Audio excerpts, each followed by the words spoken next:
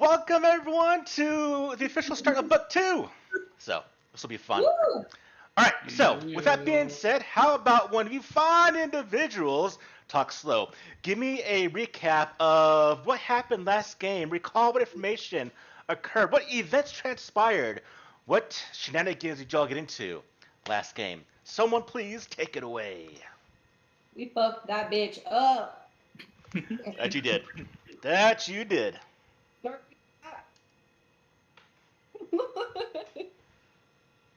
Yeah, I mean that's pretty much it. We continued in the fort area that was sort of her, I don't know, base of operations, if you will, and we had um Orin with us. What his name? His name was Orin. Oric. Auric, yeah. And he got really creepy and gross at the end after we killed her and was like trying to be like, oh, you don't have to pay me if you put out, like, and that was gross. So we killed What's him. so wrong about that? He just wanted some action. So I basically told him to where he could stick it, and he didn't like that, and he attacked us. So we defended ourselves. And sorry, Oric, but you were a very good person anyway. So one less, hired muscle for evil. Evil is bad. So then we decided to head back to Sandpoint, obviously. And we have a few things that we were doing along the way that I think we're going to cover now. Like, we want to get the horse out of there, out of that goblin area. And we also found I wouldn't really call it a treasure room, but that's kind of what it was. It was like a hoard. It was a collapsed treasury. Yeah, and there was a water monster thing guarding it, and so giant crab, I It believe. was a giant crab. yeah. Oh, Gargantuan crab. Okay, and I mean crab, water monster, same thing, right? I mean, when it's big enough to literally carry a boat on its back, yeah, I guess it could be screwed as a actual monster. I just pictured Moana. So we also have plans to go back and get some of those items that we saw there that we were able to retrieve. And yeah, I think when we got back to the town, Shalelu was back and Hemlock was back as well. Mm-hmm. Yeah. So. And they gave us a little bit of information that I don't remember what it was. So, pretty much, we'll pick up on the next morning. So, it's actually Didn't we going also to beat be. a demon? Oh, that's what Didn't we also beat a demon or some? You did beat a old demon, monster? yes. Well, she was the demon, right? Oh no, in that room. That's right. That locked room. We almost let it out. This little BC right here. I killed my only friend. Oh yeah, that's right. You guys were friends for like a hot second. Yeah, he did charm you. I mean, not really. He just healed him, so we had to start the fight over. I mean, that was cool. Do we get more experience points for it? We're going to fight him twice. 0 points.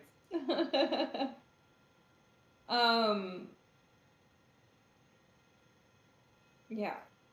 Yeah. Can we say that I rode the horse back? No, we're going to do a bit of downtime. So, we're going to pick up immediately afterwards. Because So this horse is a little more than a standard horse. And I'll get into that in a second here. You can definitely try, but Yeah, because we had said there were some things we wanted to do on the way back to Sandpoint, and you were like, "Well, we'll go over that next time." yeah, because we're gonna have essentially about a month of downtime, where you can decide what to do with the helm, with the goblin you got inside the thistletop, and stuff like that. But you're saying we have the horse with us. No, the horse is still inside the fort.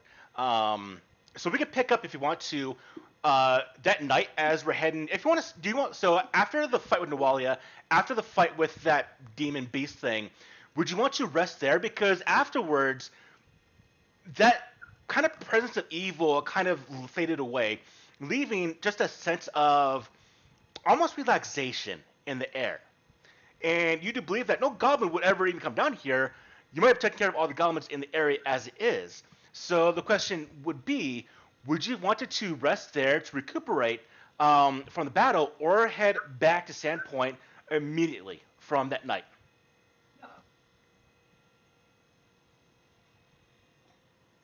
So, I think, I don't know if you can hear me. Hold on.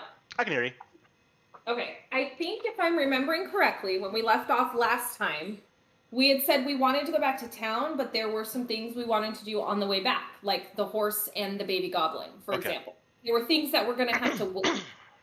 You know, like the helm was definitely. So we'll do that right now. So Okay. on the way back, just I mean, again, idea with this horse. So a very, very quick look at the horse. Let's see what message is. A very, very quick look at the horse will tell you that this is not a standard horse. If everyone wants to, go ahead and give me a nature roll. Nature. Okay, I can do that. Honey, I am making a mess over here. Trying to. We have to be trained to do it, correct? In this case, no. Okay. Efficiency is nature. Oh God. That's bad. Hold on, I still got one more to roll. Oh. You. All right. Olaf, what you know is that this horse is a little emaciated from the condition it's been put in. But this is most definitely a war horse. And being that nature, it is not going to allow just anyone to ride on top of it because it's been trained for war.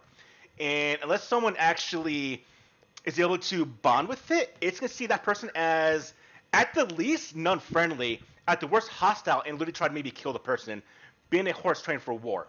So even though you did get a little bit of a sense when you did free the horse, to ride it is a completely completely different manner in that case. Could we lead it? You can most definitely try. Because I know that, like, I calmed it down. You did calm it down, yes. And we, you know, set it free. We killed the goblins and the dogs there that were harassing it. Here, we pull everyone to the map.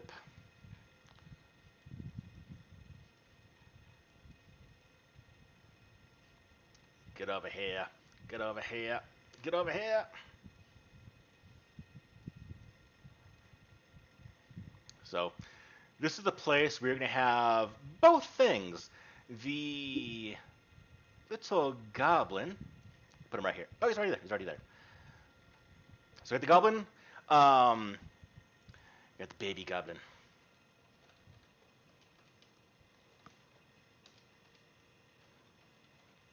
I'm gonna need some stuff.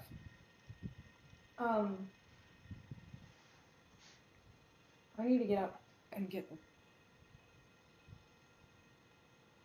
Were there napkins in there? Were there napkins in there? What do you want? Napkins and what? Ranch. That Chipotle ranch that's in there. That sounds good. Mm-hmm. I had wings yesterday. Weren't that good. You know, we ordered wings the other day from a place that weren't that good. Yeah, that one. They're too dry. Anyways, inside this area where you had the dead goblins, the horse is here, and isn't had a really place to go since the doors have been kind of closed. Now, we do know the other baby goblin is there. So the question I have for all of you, start of this session, still kind of the end of book one, what do you want to do?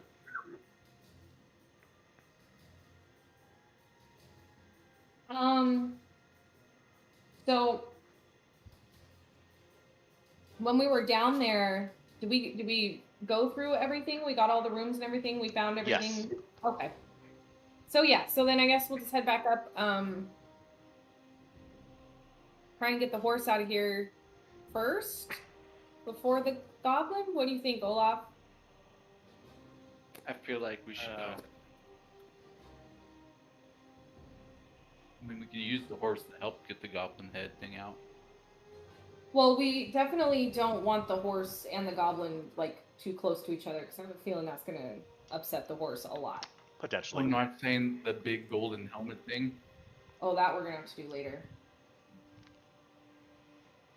Yeah, Davina and I actually have a plan for that. Since it's a war horse, how are you gonna do it? Well, let's see how he acts. I'm gonna approach him and see what he does. As you approach the horse, go ahead and give me an animal handling roll. Can I See use just how it perceives you. Can I use my circus lore again? Go for it. Okay. How it perceives me. What is it? What is animal handling in this? Oh god. It's nature. No. Maybe I will. Yeah. Everyone, That's make sure top of your sheet. Make sure you have 1 hero point, Yeah, it says I have 2. I had 1 left over from last session. and they do reset to 1. All right. Oh, I'm gonna leave the 15. Okay. No. So as you kind of go near the horse, Ayane, the Yeah. horse does kind of rear back a little bit. It does kind of snort, and it looks. Now let's have a bit to kind of recuperate from its conditioning. It still does not really trust you, and you can tell that it's a bit skittish when you approach.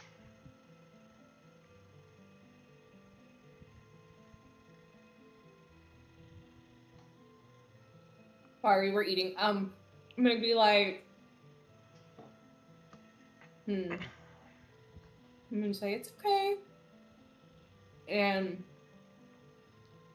I'll kind of pet Ray a little bit, like it's okay, I'm good. And is there any like hay or food or anything around for this horse? No. Nothing. Didn't you say that their beds, the goblin beds, were made out of hay? Mostly like discarded clothing and rags and maybe a piece of hay, but nothing that you would want to feed to a horse. Yeah, it's probably gross. Yeah. Yeah, this Um, was not here to, this was tortured, this animal. So it was not here for someone's steed. It wasn't any of the mercenaries like Oryx. It was not their animal. Okay. Yeah. Okay. This is most likely something that was captured by the goblins when they're doing raiding around the area. Oh, see, I was thinking it was one of the humans who were here, that it was one of their horse. Unless they are a horrible person to the horse, probably not. Which, I mean, they could have been, but kind of what you gauge right now is if it was like Oryx or the other woman, they treated the horse immensely bad. So either way, it's not been in a good condition. Can I try to go up to the horse because I have warfare lore? So I should know how to handle a war horse, I think, or not. I'm going to say no to that one. Okay. It's still going to be nature on this one, Olaf. So, with dried rations, is there anything in there that's not meat? Would there be like some fruit type stuff? I'd say so, yeah. Okay. So I'll take some like dried fruit type stuff and try to approach it with that. One See what second. Looks like Olaf's going to be doing it first. So Olaf, go ahead and give me the nature roll, if you please.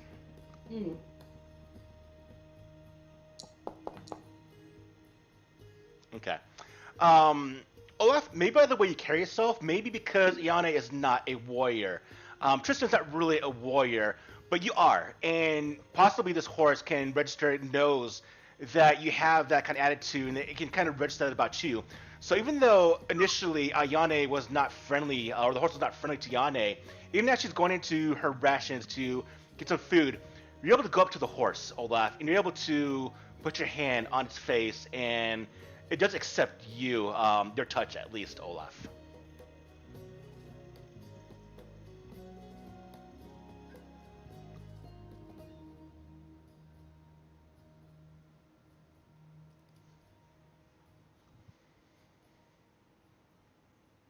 Hmm.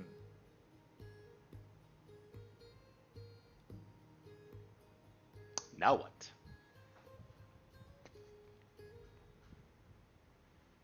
And I would say at this point, Yane, with Olaf, tend to the horse with your own food and your circus lore, at this point you could be able to um, go up to the horse and at least be around it without it being skittish to you. Okay. So I'm gonna quietly, while we're near the horse, just say to Olaf, like, I doubt either one of us can ride it, but maybe we could lead it back to town with us. Maybe it'll come with us. Does it have any sort of a lead on it? It does. It has reins and everything in the saddle. What do you think? Just lead it with us back to town? I could see if it allows me to mount it. Yeah.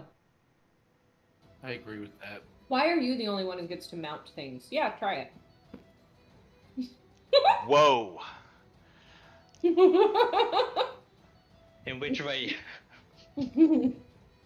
Oh boy. I probably get thrown off then. Yeah, I don't know.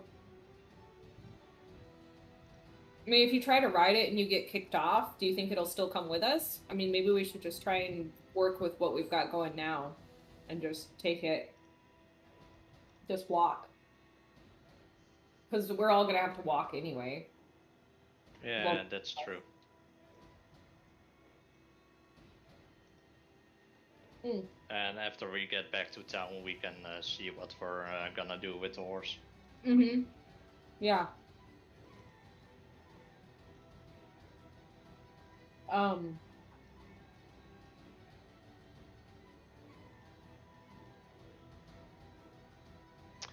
So, what is the course of action? So, I would say let's try to lead the horse out. I don't know if we're going to be able to get it across that bridge either, but let's try and lead it out. And then, Olaf, if you want to go back and get your little goblin buddy and take him with us as well. Well, I did promise him we would come back at least when we're done here. Mm-hmm. But I think keep goblin and horse separate. That's probably the best idea. Okay. So we're going to try and lead the horse outside by where the bridge is. When you lead the horse outside through this area right here, you do get the horse to essentially the base of the bridge. Mm-hmm. As it gets to the ladder, it starts to become a little bit skittish. Yeah. Now, position-wise, who is actually holding the reins of the horse and leading it across the bridge? Yeah, I guess Olaf, probably you have the best relationship with it. So if you want to do it, and then you can just come back for your goblin friend. That's true, but if I have to lead the horse, then who's gonna hold the goblin? Also me? Well, what if, like, let's just hang out here for a second. Let the horse get used to the bridge a little bit and this area. And what if you and I go back and you just tell the goblin that I'm okay? And I'll take him.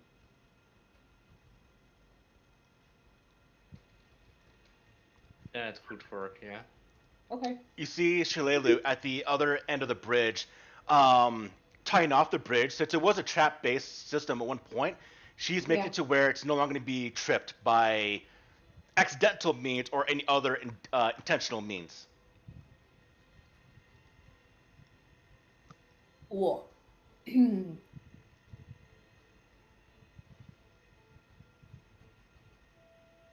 um. Yeah. Okay. So let's go back and talk to the goblin. Let's go get our little goblin baby.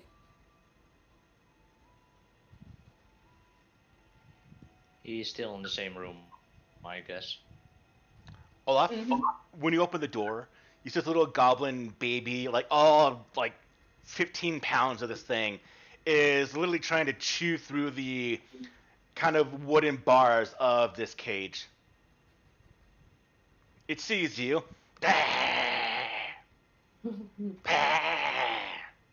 We go through this already.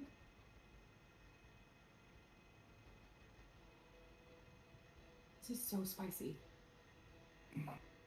Why is it so spicy? I opened the cage first, at least.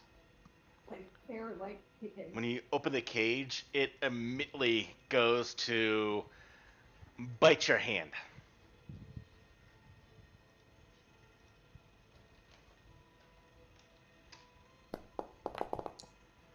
And it just starts biting like your glove or your armor on your hand, so nothing's really happening. It's a goblin baby, so nothing's really happening right now.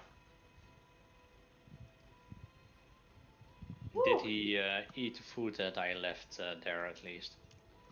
He has.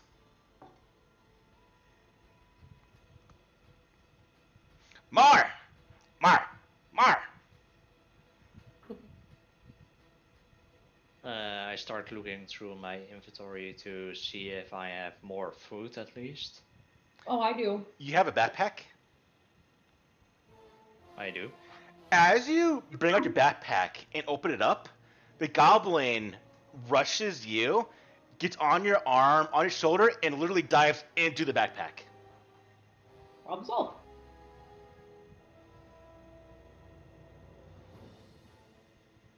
Sort of.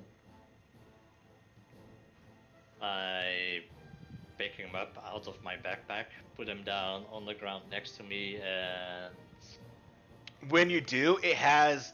Do you have what's in your backpack? So you have rations. So it has one of the rations, pieces of the bread in its like hand, like and it's not chewing it. Puppy.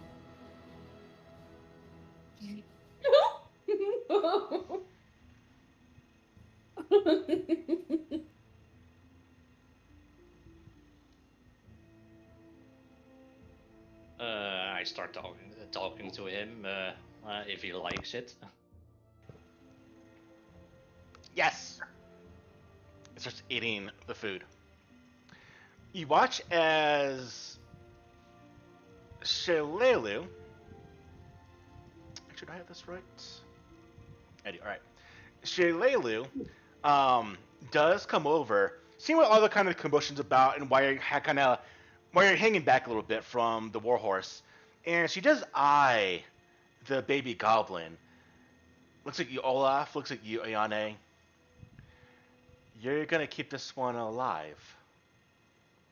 Just a baby. It doesn't know yet. It might not know, but think about when it grows up. It's But not if it- going to fit in to anyone, its own kind or ours. Better than the alternative, isn't it? Is it? Would it be better to put it out of its misery? Think about it. Any other goblin sees this goblin in a town of humans, or do you plan on giving this to another goblin tribe, which I doubt you're going to do? So what are you going to do with this? It might be kind of a hard life, but it's better than no life at all. I think. As I'm eating some rations. It will never be treated equal to anyone, less than a dog. Especially in Sandpoint after what happened. I believe the people of Sandpoint aren't that bad. If it grows up there, it's there as a baby. You don't think people are gonna Some people, I think the People majority of people people would. have died in Sandpoint when they see this goblin, even if he grows up, he will always be seen as one of the monsters that attacked Sandpoint years ago. How could you know that? That's not necessarily true. He's a baby. Because that's how people are. Not everyone No, will think like you, Yane. but maybe some people will. Some will, but definitely children his age growing up, adults, there will be some that, even in a drunken stupor, might try to kill him for what he is. Well, in that case, we will just take him with us. I mean, I suppose we're taking on the responsibility of him, and that will be on us. I still think, even if that happens and they kill him, then what you are proposing right now, put him out of his misery, happens, and you get what you want anyway. But I think we should at least give him a chance. If we can. Just a baby. I just feel like He is. And I just already feel like aggressive. that- As, like, he's holding on to the food and doesn't want to give up at all back to Olaf. He has to learn. But I think he can learn. Well, currently it's just a baby goblin that has been left in a cage for who knows how long without food and such. He's just hungry. And it's still a baby, it can still learn. And just like there are bad humans, there might also be bad goblins and good goblins. That's true. And if we teach him the difference and basically teach him how to be a good goblin, then perhaps at some point in the future there may be goblin tribes that are willing to trade with humans or basically help humans whenever. If you want to think of would he be useful, sure. That But is a noble outlook, and maybe you're right. I'm afraid you're wrong, though. well, The bridge is repaired. You can cross safely now.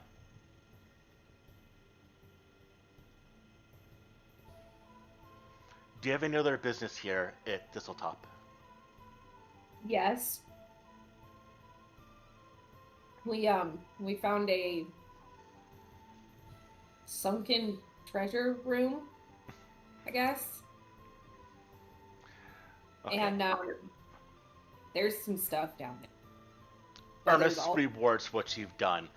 I can already feel the evil of this place draining away. I'm gonna spend the next couple of days traversing the countryside, seeing how the other goblin tribes take these events. If I see you in Sandpoint within the next few weeks, I'll report what I've discovered. Oh, while we were here, we took out a few of the really big goblin leaders. Um, Well, the What? leader of this tribe was Rip Nugget. If you Yeah, wouldn't be he here, I'm assuming the other wasn't here, or he is now dead. he is dead.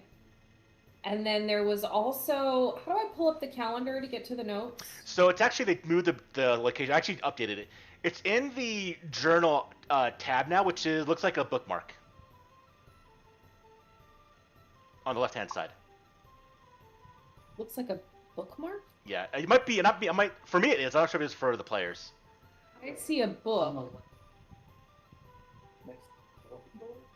Left-hand side of the screen, far left. Oh, oh, that looks like an award ribbon to me. Okay, award ribbon. But do you see the calendar in there? I do. Okay, I did update it for the last day as well. Okay. Uh, okay, so there was Coruvis as well. Mm-hmm. We came across him and Rip Nugget and then Bruthasmus. You encountered him. He's a beast I've fought many times the last couple of years.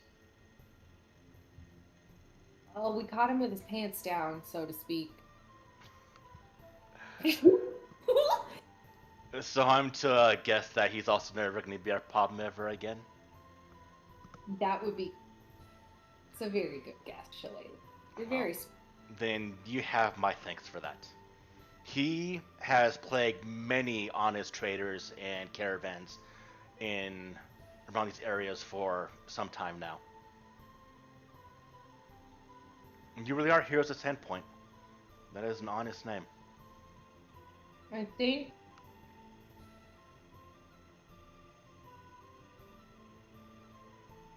Yeah. That's So you it, took right? out Rip Nugget, Bruthasmus, and Corvus.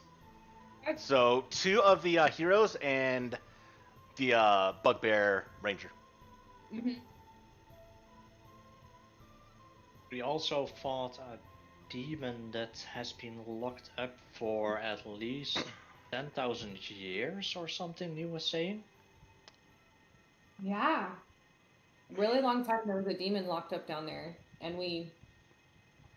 That was scary. That was scarier than what's her toes, Nualia.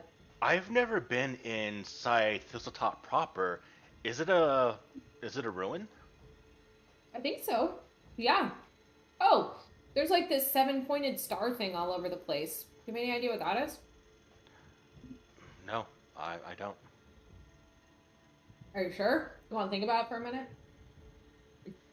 I've I've seen I've seen the symbol very very few times around these lands, but I don't know the meaning of it.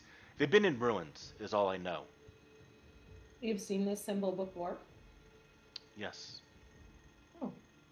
Not fully intact. And if you Davina has the actual amulet that Neroli has, Mhm. which is the symbol, she can show that. And the ones I've seen were on walls, not on items. They were broken apart. This is the first time I've seen a full intact, whatever this seven-pointed star is, but I'm not sure.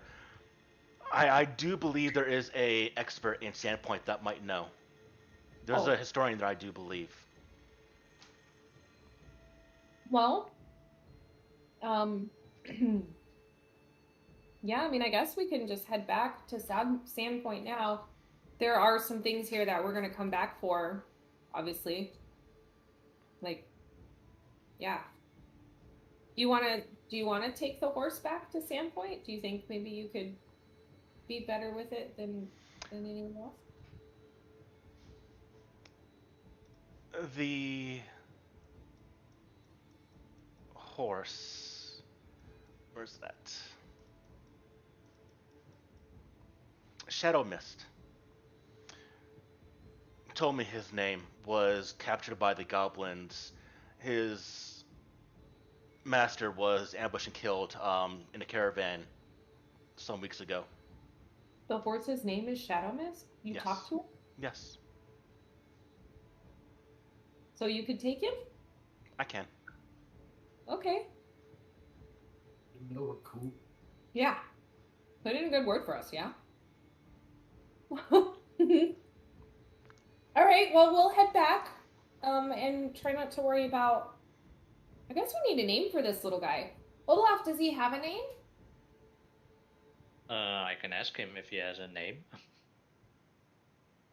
Name. No problem, Name. who did- No name, they just laugh at me. They said sponge.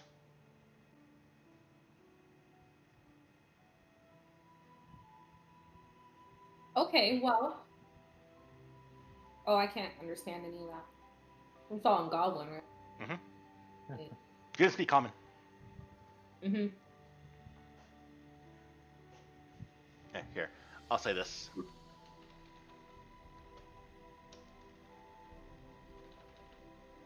Do you tell us that, Olaf? He says he doesn't have a name. Yeah.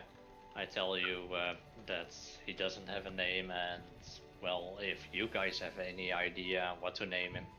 Oh, one second. What if we give him like a really, really heroic? There you go.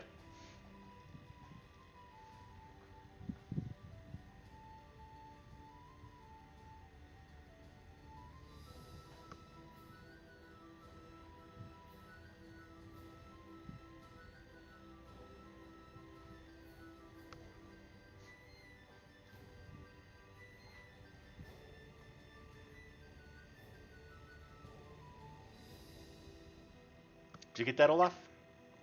Yeah.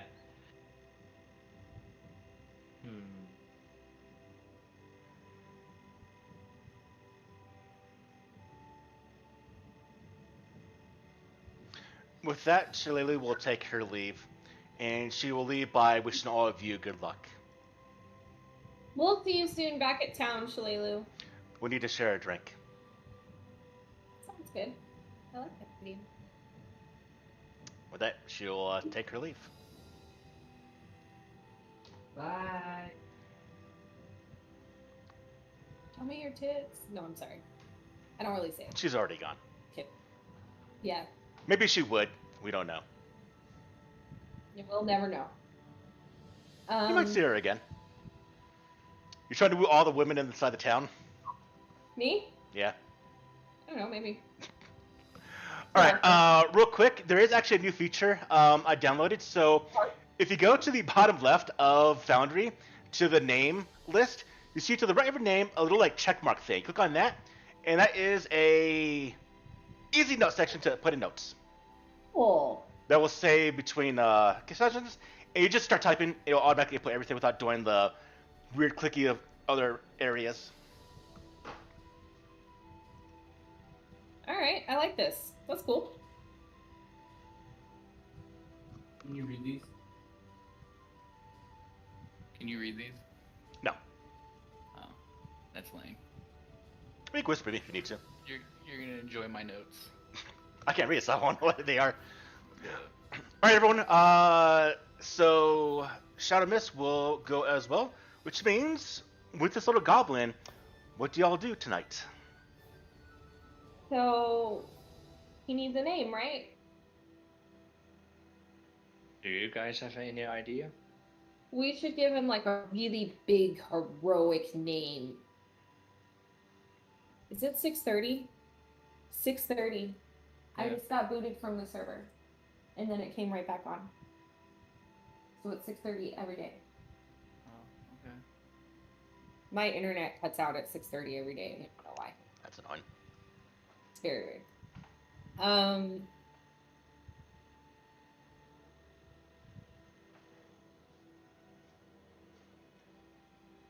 Yeah, let's give him a name. Really big.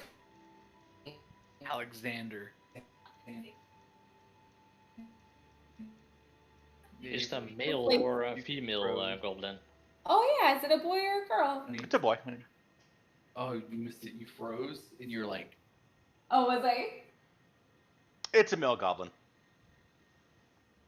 But it's got to be something it's well to goblin, and it's got to be something that, like, Target.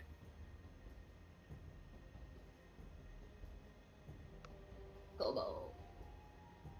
Well, before we name it, at least, I'm gonna ask him if he wants to come with us. You gonna? What are you gonna ask him?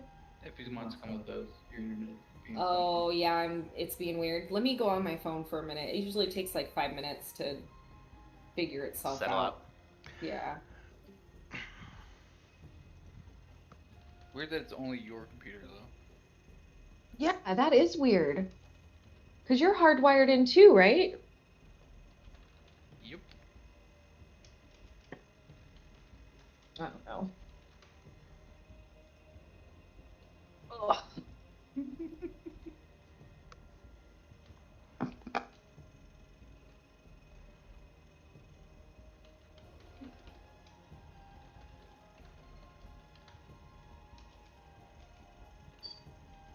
Well, yeah, we treat everyone equally, pretty much. Of course, we treat you better than, well, other goblins.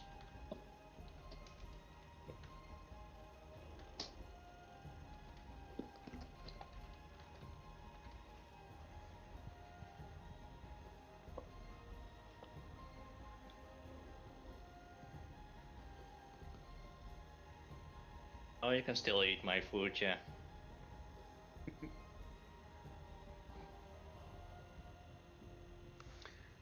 And with that, this little goblin will go with you.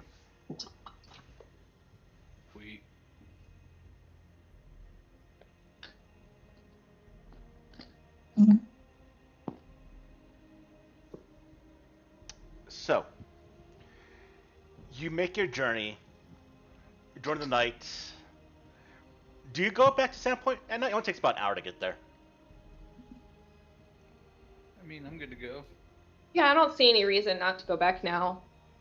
I know, if I remember correctly, on our way up here, it was pretty uneventful until we got into the forest. Yeah. So, And plus we gotta Leaving- get back to the town's empty, waiting for us. Leaving Thistletop, going back through the Notablewood Forest and whatnot, you're not approached by any goblins. Most likely, from the events happened here, they all took off that's within the area. So, on your way back to Sandpoint, you make a very, very easy trip. So, about 2 hours. You get back to Sandpoint pretty much around midnight is when you get back to Sandpoint.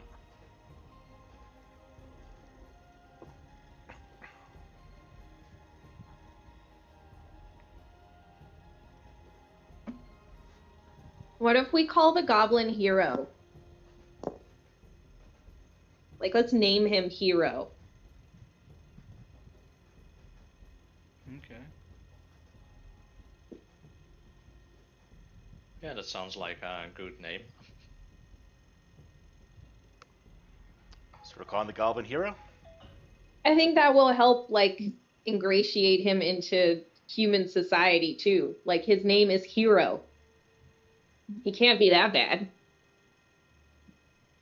And it's better Right? than Sponge. Mm-hmm.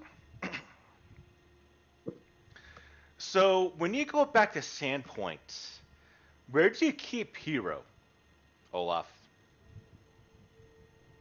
We should buy a house.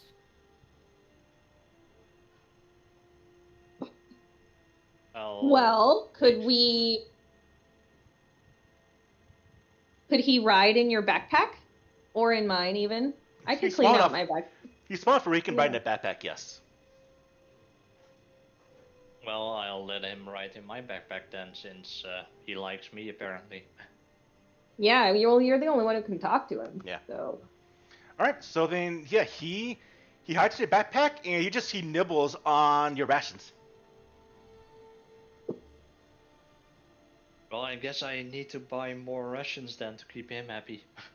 Yeah, for the time being. Like dog treats. As you arrive at Sandpoint, you cross the Sandpoint Bridge, and actually this might be the actual Tanner's Bridge, near the Turundarak River. You see a guard walking with the spear, having the lantern out. He sees a group of you approaching, and he goes, "Hello there! Who are you?" From far away, you can't really see you, just your kind of vague outlines. The heroes of Sandpoint. Well, then welcome back. He does now walk forward, lantern in one hand, spear point up, another hand, and he does get close to actually see all of you. Coming back late. Did you get spoils in your adventure out there? Well, we definitely put an end to the issue with the goblin attacks on the town. And, yeah, that shouldn't be a problem anymore. And Thank you. we need Thank the gods. some drink Thank you. and rest. Has anything happened here while we were gone? I know we were only gone for like a day. No, everything is fine. Ever since you helped out, thank you. And as he's talking, you hear, "Help! Help! Help!" as someone comes running towards all of you. The guard Oh, boy. immediately turns around, and this younger boy runs up, out of breath, and he puts his hand on the guard. "Tildry, your wife, she's giving birth now. We need to go. And the guard, thank you. And he's just excited. He runs towards the chapel. And as he's running, he goes, "Thank you. Here's a sad point. Thank you." As he's running, holding the kid's hand.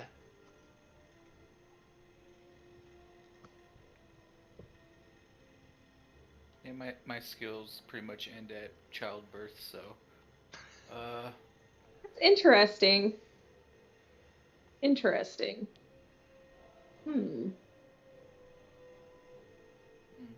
One life is snuffed out and another begins. You know? So, do you make your way to Amiko's tavern? Mm-hmm. yeah. And it is there where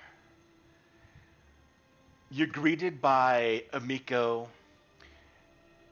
She gives you drinks on the house, want to overhear your stories, what happened. And do we want to roleplay this out, or do you want to kind of expedite this?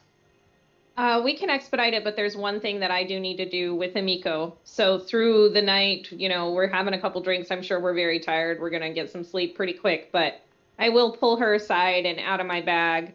I will pull the journal or the diary and the trinket that I pulled from Pseudo's room and give those to her. And I'll just tell her, we found these in Pseudo's room where he was staying with Nualia, and I thought you might like to have them. It's a dark place my brother went. Yeah, but he was still family. Yes, So he was. Thank you, Yane. you're welcome. Just give me another round, and then I'll give her a hug and break the tension. She'll give you a kiss, and then she will walk back to. She'll walk back to the bar. One of the people at the bar, Amiko, want to hear you play? Grab your instrument. What moment? She gives you a drink, Ayane, and then grabs her instrument and goes to the stage, and she starts playing her beautiful music. Not goblin. What instrument I Ayane? what? What instrument does Ayane play? I don't think Ayane plays an instrument. I think she dances. No, I dance and sing, but I think like tonight I'm just too tired. I am worn out. I got pretty effed up in that forest too, so like I'm not gonna get up and perform tonight. I'm just way too tired. Everyone, give me a perception roll. Oh boy. I'll be right there.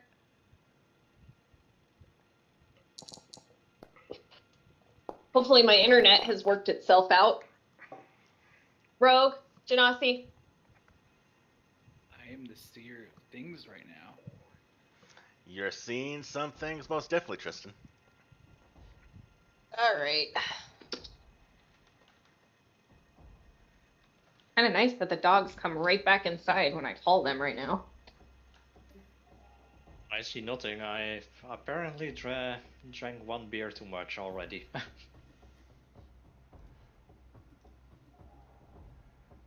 Perception.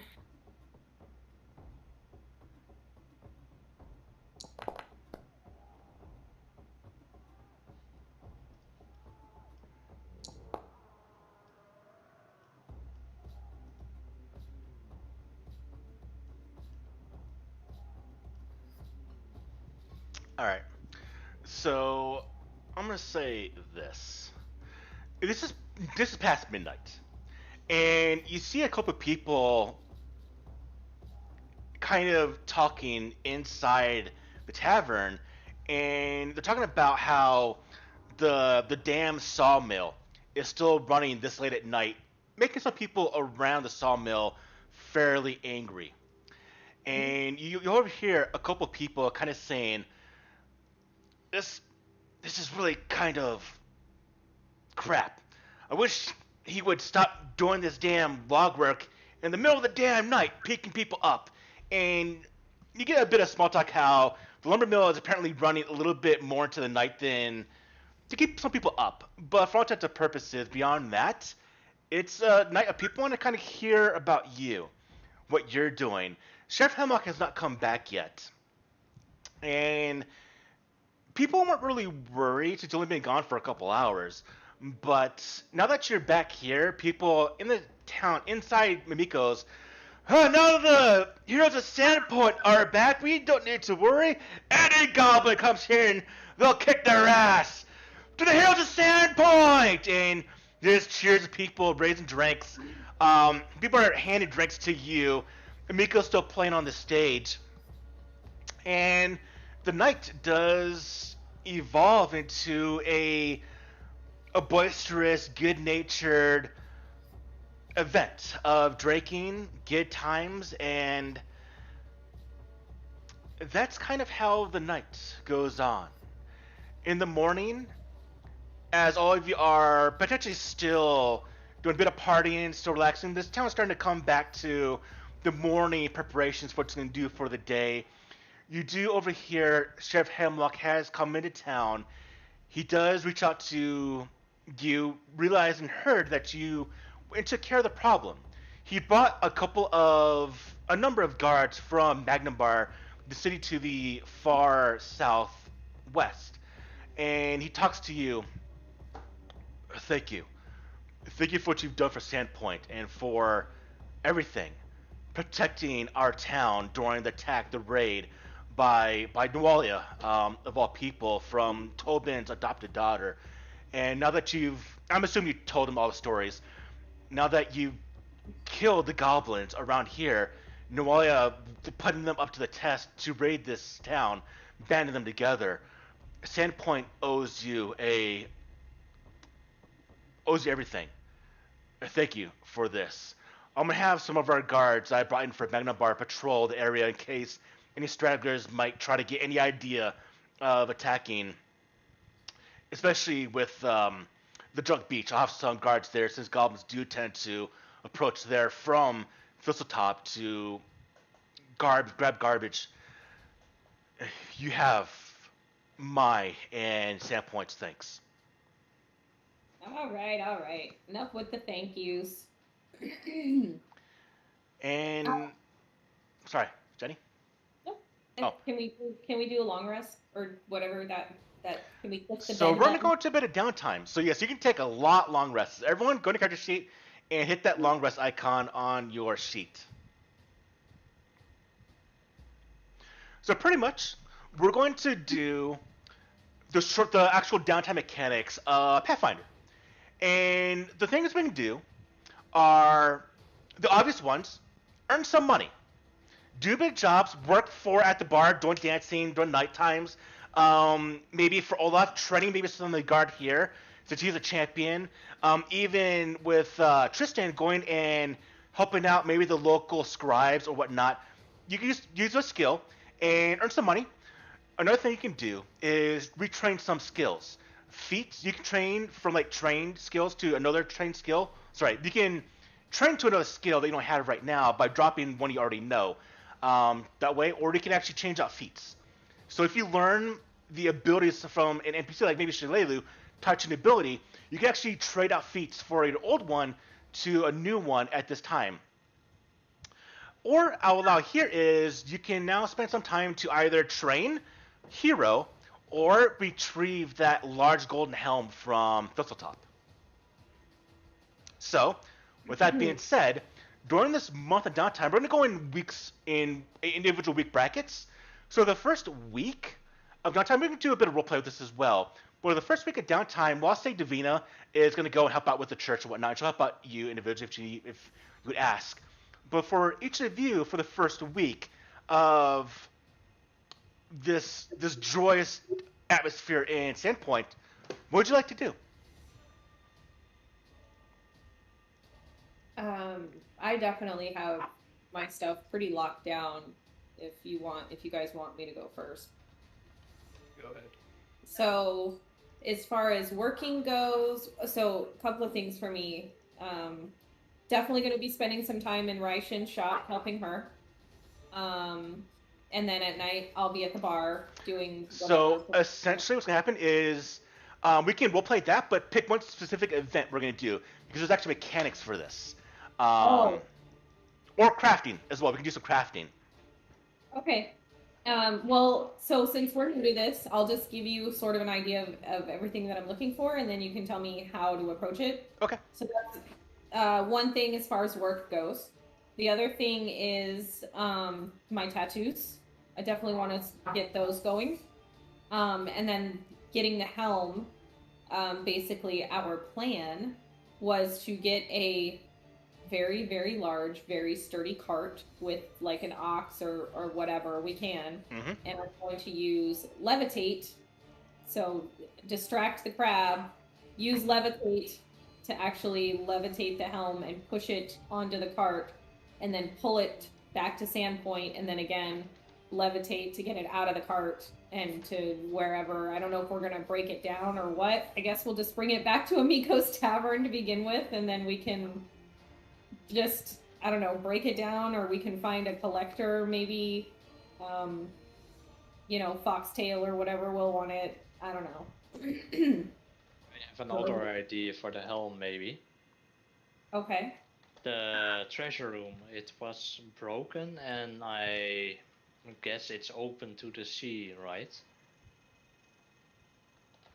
Yes. So what if we get a boat? We still have to And- slow you down, yeah? We still have to go there, yeah, but if we have a boat or something, can the boat carry the helm? Yeah, it's only 300 pounds. I mean, it'd be like a person, a big person. Or two. So yeah, you could definitely go from Sandpoint to Thistletop. And if you want to try to pull it from underwater, because remember that actual cliff face is 80 feet, but it's actually near the water level, so you could theoretically maybe try to get it from the water to the boat, but how would you do that? Because it is a 300-pound helm, so it's kind of hard to carry underwater. We could, I think we can just go in the normal way and levitate it out. Because I can levitate it. I should be able to levitate it all the way out to the cart. So there actually was a opening on the side of the cliff face where that tentacle monster fought you. You would see this by exploring. You could theoretically have the helm teleported, or not teleported, but levitated out of that onto a boat, which is a bit of a drop, but that could definitely be a way, and then just travel it back to Sandpoint by boat. Now, do we have to beat up this crab, or? Potentially. Depends on how you roll.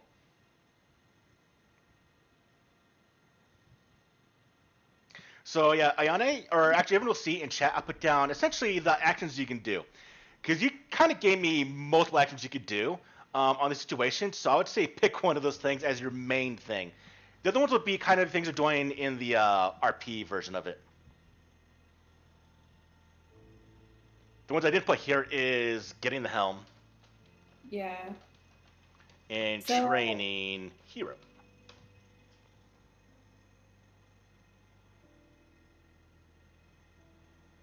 And you said how much time of downtime do we have? So each of these actions will be 1 week block, and we're going to have essentially 3 weeks. Oh, okay. So for this first week, then I will go ahead and say get the helm, but Okay. but I'm gonna need everybody with me in case Yeah, this. I would say this would be a thing that would require all of you together to do. Yeah. How do you guys feel about that? Are you okay with going back to get the helm first thing? Okay. Okay. Yeah, I'm fine with that. All right. Okay. Then we're going to do a skill challenge here. So, what's the manner of how are we going to transport the helm back?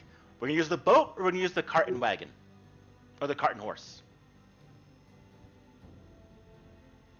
I think the cart and wagon would be easier. Yeah, I think the Not cart- really, because there's no road to Thistletop. Oh, that's How long does it levitate? true. 10 minutes, so I have to cast it multiple times. I have to cast it at least once to get out, probably twice to get out, and then cast it again to get it into the cart. So I don't know if maybe the boat would be better, because we can take it right out the side of the fort. We don't have to worry about that wooden bridge or going through the forest. And if we have to beat up the crab, we can also take that one with us, most likely. Yeah, I think if we have a boat too, we can carry more stuff as well if we needed to. Okay, let's take a boat. Right. So easy enough. You get. Here's the standpoint. Someone literally use a boat, large enough to carry 300 pounds on by themselves. So a small little fishing boat. So during this week, we have the boat go out to Thistletop. We have it out on the waters. We do remember Thistletop itself. Let's go and share that fantastic little picture. That's not a face. Are you sure? What? It's not a face. It's not a face. So, essentially, like above the ear is kind of where. Oh no, above the not ear is where the opening would be. It's kind of artificially made by it breaking down over time. So as we get the boat there, all of you go into Thistletop. Now the atmosphere, as mentioned, the evil does feel gone. There's still that residual unease of a feeling, but it's been definitely dampened, and there's been no goblins at all around nearby. The sound of the barking goblin dogs have been gone, and it's a abandoned now, essentially hold or ruin. As you arrive at the sunken, collapsed treasury, where we have that giant 300-pound helm made of gold, and then we have that large crab. We're gonna go in initiative order. Everyone, roll me perception initiative. After I actually put you in the comm track. Blah blah blah. I'd say like when we're going there, I'm gonna be like, so you guys want to just like beat this thing up, or what do you want to do? What's the plan here?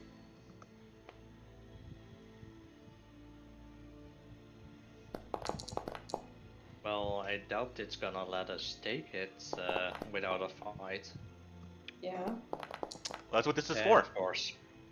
So, Ayane, Yeah. how we're doing a skill challenge. So as we arrive into the room with the crab, as you go in there to assess, yes, we can move the helm through the hallways to the second story to the outside. It dropped about 15, 20 feet to the deck of the ship. But Well- you're here. How do we deal with the crab? So, being a skill challenge, how do you want to deal with this crab? Well, there's other stuff other than just the helm, right? That stuff you're all able to grab. Oh, so That's this- already taken. This is for the helm. The helm is the only thing left. Yeah. Or getting the helm will resolve and you get all the stuff in the room as well. So this is a skill challenge to do a couple things. Deal with the crab, getting the helm out of there. It's going to be a 3-round skill challenge. Let me see real quick.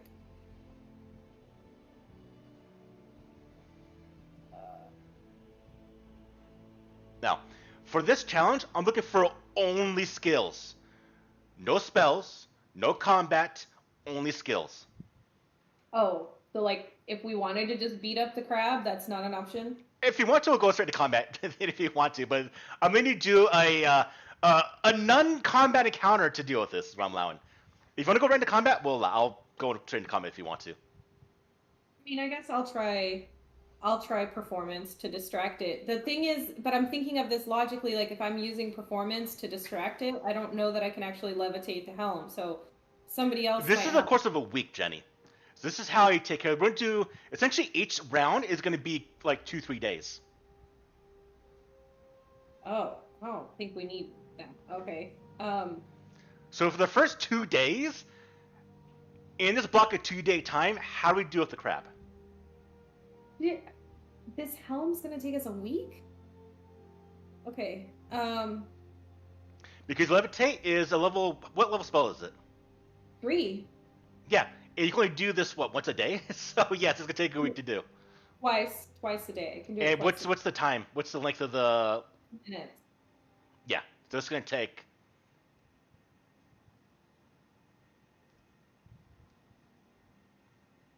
For this, I'm making it a week.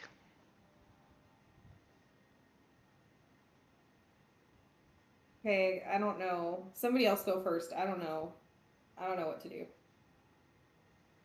All right. Tristan, to deal with this crab initially, what would you do? Stealth. I would like to sneak in around, get a lay of the area, see like what's the best route we could do to get to the town, get it out without having to deal with the crab if possible. So you're thinking about perception?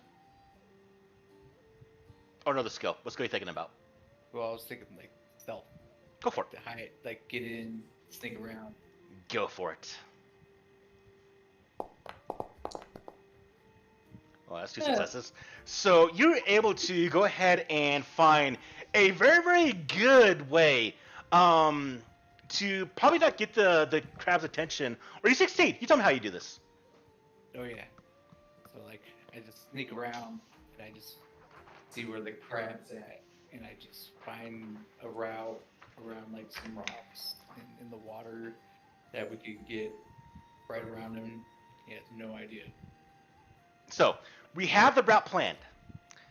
With a critical success, that is actually very good. Olaf, now that that's had, what do you do?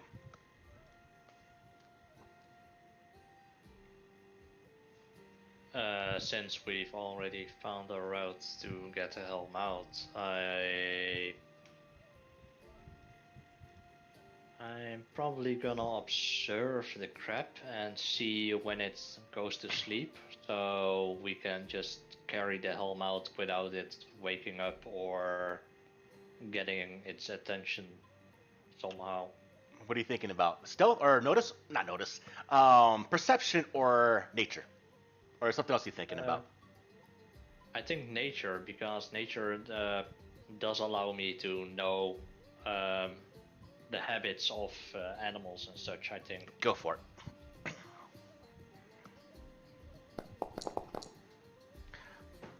Okay.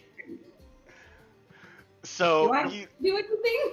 so you really want? I guess you're all gonna get this home very easy. So you'll know, or you know specifically, Olaf, that this crab, during the very, very early morning hours, is when it actually leaves the ruin to go hunting, and it is out for about maybe 4 hours before it comes back.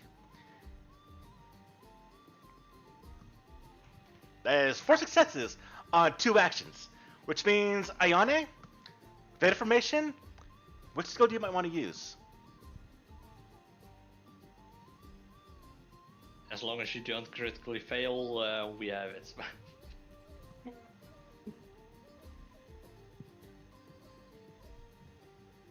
Way to cheese it.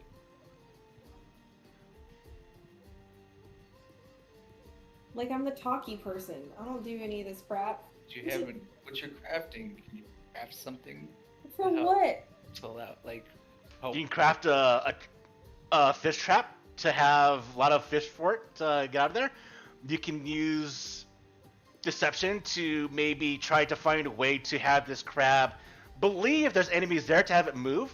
You could use performance to maybe imitate a crab in the water to have it go around. There's many things we can do. We gotta think. We can use stealth to maybe try to find a way to.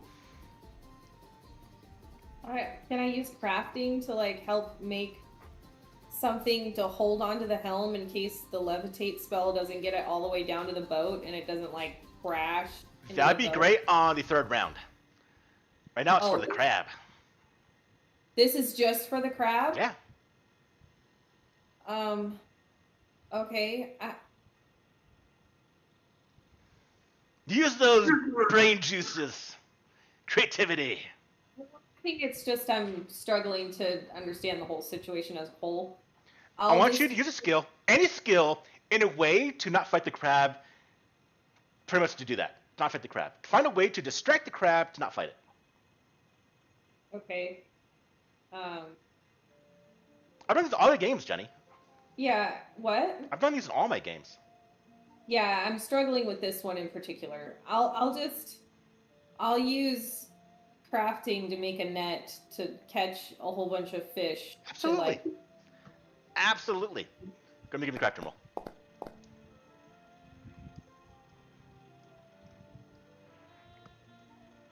All right. So, essentially, that is 3 critical successes on the first round, which means I'm not even going to do the third round. We're going to do the second round. So, as the first round plays out, you know what? I want to see how you all. I typically do the results, but I want to see how you do the results. So, you tell me how we get the helm in the way you kind of rolled, the way you described it. I want you all three to create the scene of how we get the helm to the hallway, subverting the crab. And we'll start in order. So, between Tristan, Olaf, and Iane, you tell me the story of how you three did this. You three craft the story. Or maybe not in order, because I know Jenny's crafting the net. yeah, I mean, we'll say I would think,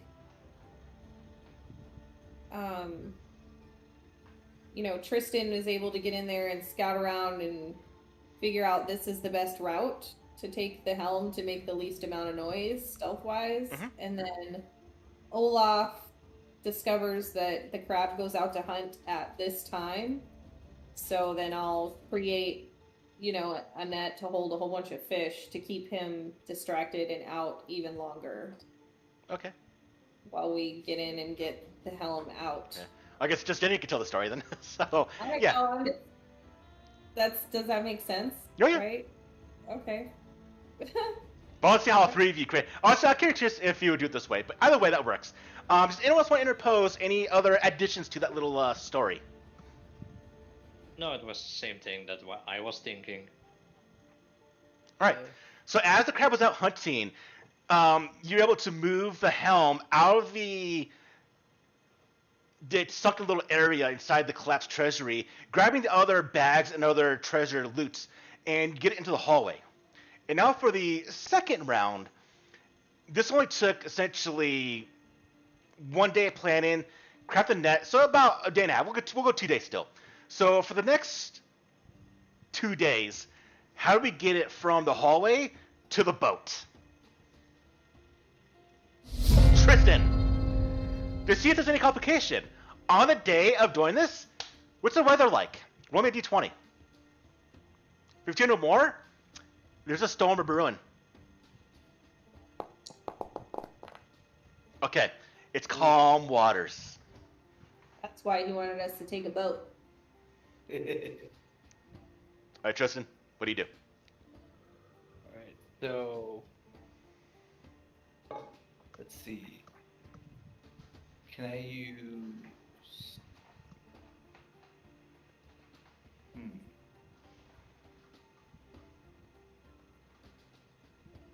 Can I use You could have theoretically used magic. We're just going to do magic as an actual skill, arcana or religion or nature or stuff like that, without actually using a spell. You just use a spell in the narrative form, but use that skill for the magic. I was going to ask you if I could do that with occultism on this round. Yeah. Okay. Can I use Arcana to use Tanglefoot Oh, your collar's too to tight. make like a little bridge from the boat to where we're at that we can walk across of the vines? Hold on, it's too tight. to- Hold on, I gotta make it bigger. Kind of like a Hold. gateway. Okay. You're going to make a bridge from the... Yeah. Okay, yeah, go and give me that roll. Hold on, buddy. Bridge is made. Do you want to hero point that? No. Okay. Rogue, come here. All right. So we get the bridge made. Genasi. Olaf, so build a plan between the boatmaster or the owner of the boat or the boat captain. What's the boater? What would his name be? Seaman. It's going to be... I mean, technically he is. So there's a way to communicate from the opening of the side of the ruin down to the boat by this vine bridge. But still have to move the helm. Olaf, how are we helping out the situation? since I don't know how to use magic, I'm just gonna test out if the bridge is strong enough to carry it. Oh, just jump on it. So, what skill do you think would be involved with? I'll say crafting would probably be the skill to actually realize. If you just want to test it by jumping on it, give me an athletics roll. Jump on it. I'm gonna jump on it. Okay. Oh. Oh boy. So as you go to the middle of it, as you go to jump, it just breaks before you actually jump, and you fall. Go and give me an acrobatics roll to actually catch yourself before falling into the water. Uh-oh. Okay. So you fall about 10 feet to the side of the boat. You hit your chest. Your backpack kind of wavers a little bit. Hero goes, "What's going on?" Hero!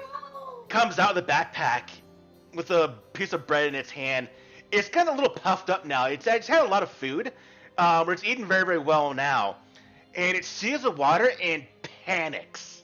Going, ah! And it just goes back into the backpack, down to the straight bottom of the backpack. And you can hear it, a little bit scared by water. Apparently Hero can't swim. But that is a failed check for both of you. Which means now, for Ayane, how do you transport this helm? Well, we know what I'm doing. Levitate. So, occultism.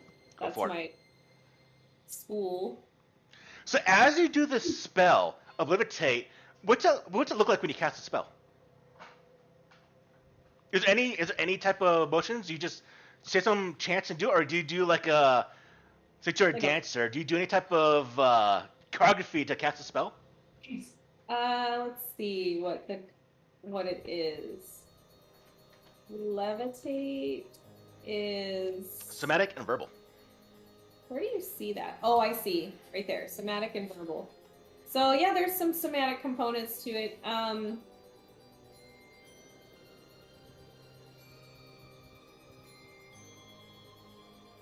Yeah, I mean, I guess I definitely would use, with my spell casting, just the type of character that I am, I would say a bit of a flourish that I do for my somatic part of it. Okay. All right, give me a roll, Jenny. Occultism, right? Mm-hmm.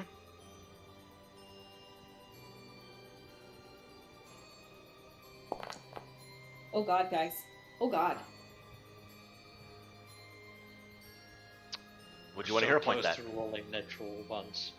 I don't think I have. Oh, I did save my hero point. Didn't Everyone I? gets a hero point at the beginning of the session. So I thought everyone I should have used one. it already. Oh, well, that's better.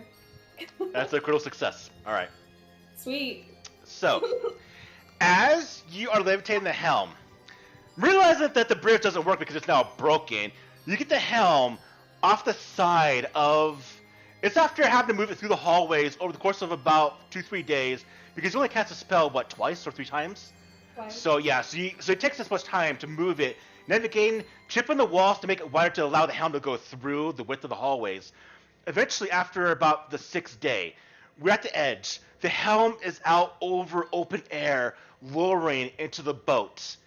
And you're at you're at the last of your casting, your last spell slot, and it's just over when you're struggling. You can feel when the effect is going to end. You know when the spell is going to end, and at the last moment, the helm is over, the spell ends, it drops about 3-4 feet, but 300 pounds onto the boat, hits the boat, but wasn't fully on the side to have it be a safe landing.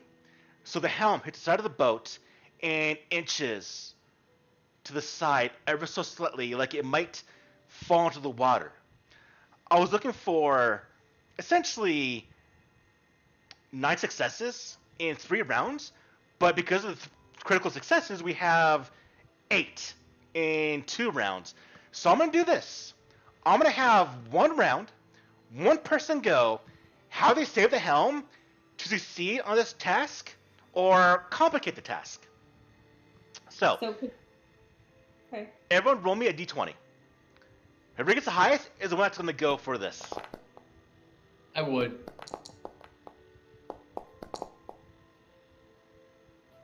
If you want to, you can roll for Uldre if you want to, Ayane. Yeah, actually, I was gonna have Ray do a thing to save it. Oh, he just roll a d20, yeah. Yeah. Oh, dang it! I tried, honey. All right, so for you, Tristan, you're at the boat. I don't know where you're at. You can tell me how you're at in this. It's the 6th day. All this movement to get this 300-pound golden-made helm. It's about to tip into the water. How do you save the helm, Tristan? Can we help him at all? It would be narrative form. What's that mean? So it's tipping in, right? I reach over and I grab it and I start to pull. And as I'm pulling, I'm also going to cast the mage hand on the other side to help me push. Okay. Keep it on the And boat. narrative form, this is happening as you as well as Olaf are in your own ways. I'm not going to have you do a skill roll, but how are you helping? I was just gonna have Ray help grab onto it because I'm up at the top. I'm not in the boat. So Ray dives down and grabs the front of the helm and is just trying to pull it back while Tristan's there. Olaf, what are you doing? I'm trying to hold on to the helm and also pull it back. So everyone's into just the grabbing the boat. helm, trying to pull it back on the boat. Tristan, what skill do you want to use? I mean, I guess I'll do athletics. Go for it.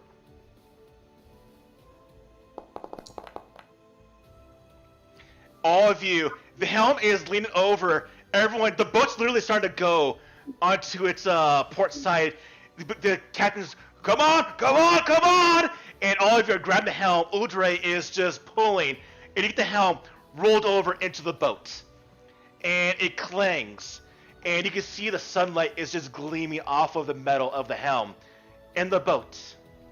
And able to take it back to Sandpoint.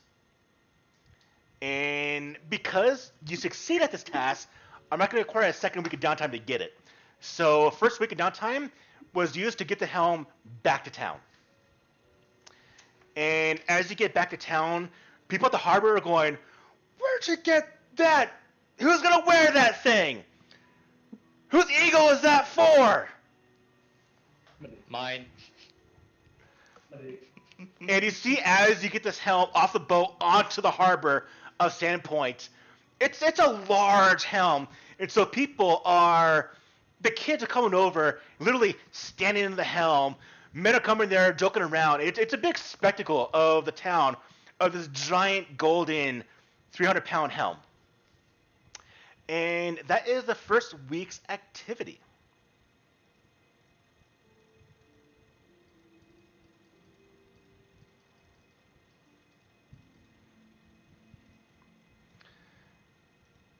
Now, what I want to know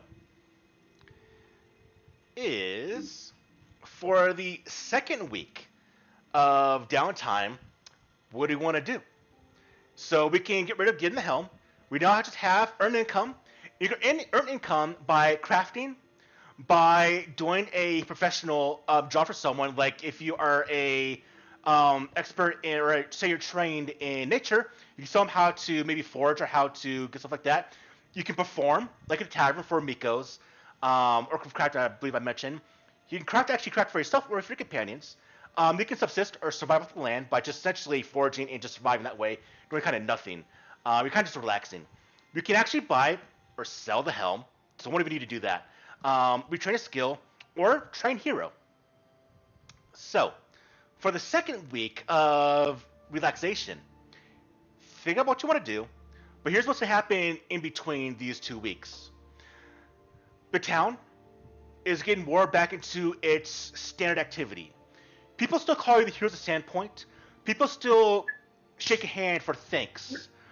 The guard, his beautiful baby was born, and he personally thanks you because his wife was attacked during the attack at Sandpoint. He wasn't there, but you actually saved his wife during the attack. And so he personally thanks you for his child that's now born. Sheriff Hemlock, now it's been a week. One more week, the guards will be here. Then they'll go back to Magnamar because the threat. Goblins have not took revenge, and as kind of expected, the goblins probably fell apart. Shayla has not come back, but now that Noelle has been taken care of, there's been no retaliation. Orc's dead. All her mercenaries are dead. Sandpoint is relatively peaceful right now. So over the second week, what are we doing? I'm gonna do my tattoos. Okay. So whatever, we have to find a list or something. Remember, you said you were gonna. I took that feat, and I don't. And I forgot to make a tattoo. I'm sorry, Jenny. It's okay. But they have level 5 tattoos right now. But I can't have them Why not? because I can only take level 1s. Huh? I can only take level 1 tattoos. So That is not right. When What are we you looking select- at? when you select this feat, you gain the formulas for 4 Yeah. common magical But tattoos then you can buy formulas afterwards. of 2nd level or lower. Yeah. But, so that's with any crafting ability. That's what you get just for knowing the feat. After that, you have to actually buy the formulas or earn the formulas or learn the formulas up to your level to craft them. So essentially, Verisia is known for the tattoos. Find a Verisian individual to teach you the tattoo or maybe buy it. No, so what I wanted is I wanted to know what my 4 common magical tattoos were so I could start creating them during this downtime because it takes like a month or whatever to make a tattoo. Like once I know the formula, it takes downtime to actually create It's it. a week of downtime to do one tattoo. Okay. So essentially, we have 2 more weeks. You can do two tattoos. Right. So I want what I needed was my 4 common magical tattoos. Like I need to know which ones I have so I know which ones I want to make.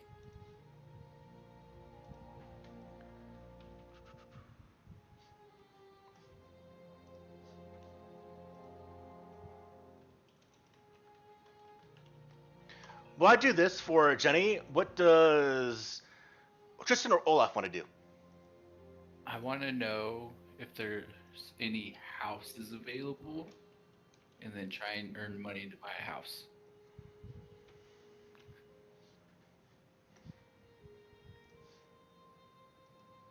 So we have like our own space, or is it just Tristan space? I mean, it depends on the house. So We can you build can buy a house, you can rent a house. And I have the actual price because it's in one of the books I actually have right now. Let me find it real quick. And we also just built one. That's going to spend a lot more downtime than probably is going to be part of the game. If you want to buy a poor home, it's going to be 100 gold. If you want to have a actual wooden cottage, a comfortable home is 300 gold. If you want to rent it monthly, it's 2 gold for the poor home, the thatched hut, or 6 gold a month for the wood cottage, which you can get here. So, like, which one would be able to fit all of us, and we could The wood cottage. Okay. So the thatched hut, as well as the wood cottage, could fit all of you, I would say, but it would be the quality. So, and I'll say because you are the heroes of Sandpoint, I will give you the thatched hut for 1 gold a month, and I'll give you the wood cottage for 5 gold a month. What if we traded the helm or a wooden, like a nice or a wooden- cottage? 300 gold, that's the price of the helm. Do you think maybe we could even talk them down on the price? Maybe, cut the helm in half or something? I don't know. If you want to use it as a downtime, the selling, I'll use it as a trade for trading the helm for a house. That's what I would like to do. Well, but do we Or- want to do the whole helm? I mean, we went through all that to get the helm so we could kind of gear ourselves up, right? Do we want to do that instead? Get a house instead? I mean, Well, we have about 200 gold in the party stash. The helm is worth 100 gold, not 300. You told us 300 gold. Now 300 pounds, I believe. 200 pounds. I might have misconstrued. I might have said 300 gold, mentioning the weight, but because of that, I'll let this fly over. If you want to, I'll let you trade the helm for a hut, for a cottage. Oh, okay. I Okay. probably missaid the words. The helm's 300 pounds, but it's worth 100 gold. But I'll let you, if you want to, trade the helm for an actual home. Yep. It's a $200. What about the rest of us? Swing in our favor. You needed to ask It's us. all of us. We all have a house. But do and we? we're not- But do we all want a house? Robin, do you want a house? You have an actual home in Well- Sandpoint. It would mean that Hero, our goblin, can just live Yeah. there in peace without being. What do Okay. you want? I like the idea of a house. I just wanted to make sure everybody was okay with it before going, yeah, I'm trading this that we spent a week getting for it. I just want to make sure that's what everybody else wanted. I'm okay with it. If you look at the party sheet, you actually will see the helm. Oh, it's in the party sheet. That's why I knew the price actually was 100 gold. It's just the weight was 300 pounds. Oh.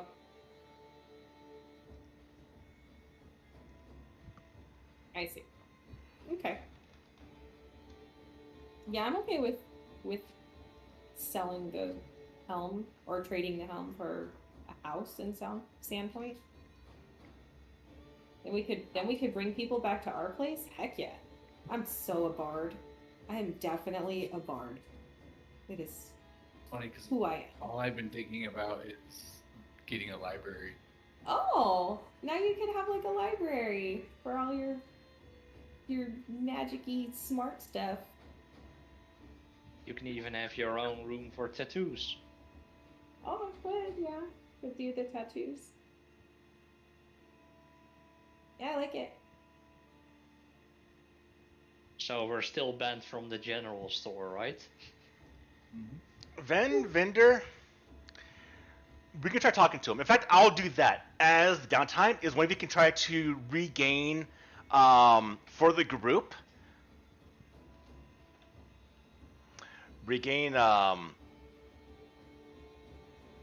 Sis to the general store and the general store's daughter. Ew. Sorry. so we get access to the general store.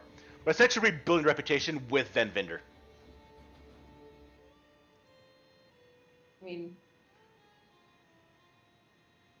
that's either me or Olaf. I feel like I'm the one who messed it up, but you know. So if you want me to I talk also to partially messed it up, I think. yeah.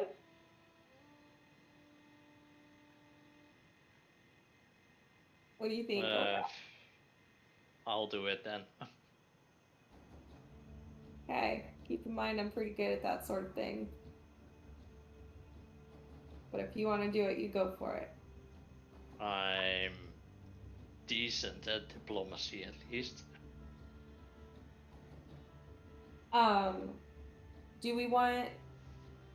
you know what you're doing for your downtime for this week, Olaf?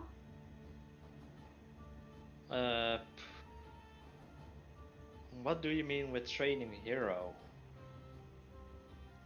Is Right now it he's like just a training goblin or- baby that is still within the goblin thinking of his nature. This would be more of an RP based thing that might have interesting things down the road. But essentially, you're training hero to be less goblin, more society based for a society, Okay. a human society. Well, that might be a smart idea to at least train him towards, society. Since being a goblin here doesn't seem like a smart idea. Mm-hmm. All right. So, is that what you want to do, Tristan? Or sorry, not Tristan, Olaf? Yeah. All right. So during the week, Olaf is out, essentially going to the people of town and showing people, hey, I got a goblin. I got a goblin child, and you need to know that he is not evil. His upbringing, where the goblin is evil, he's not. And I'm going to show you this in proof. It's kind of the way I envision it. You can do it your own way. But Olaf, for this, I want either diplomacy or society.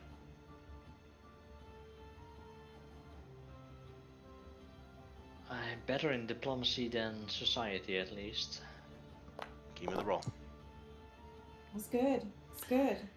Over the course of a week, at first, the reactions were, "Get the hell, get away from us! I'm gonna kill that thing!" Before you have to literally tell people to go away.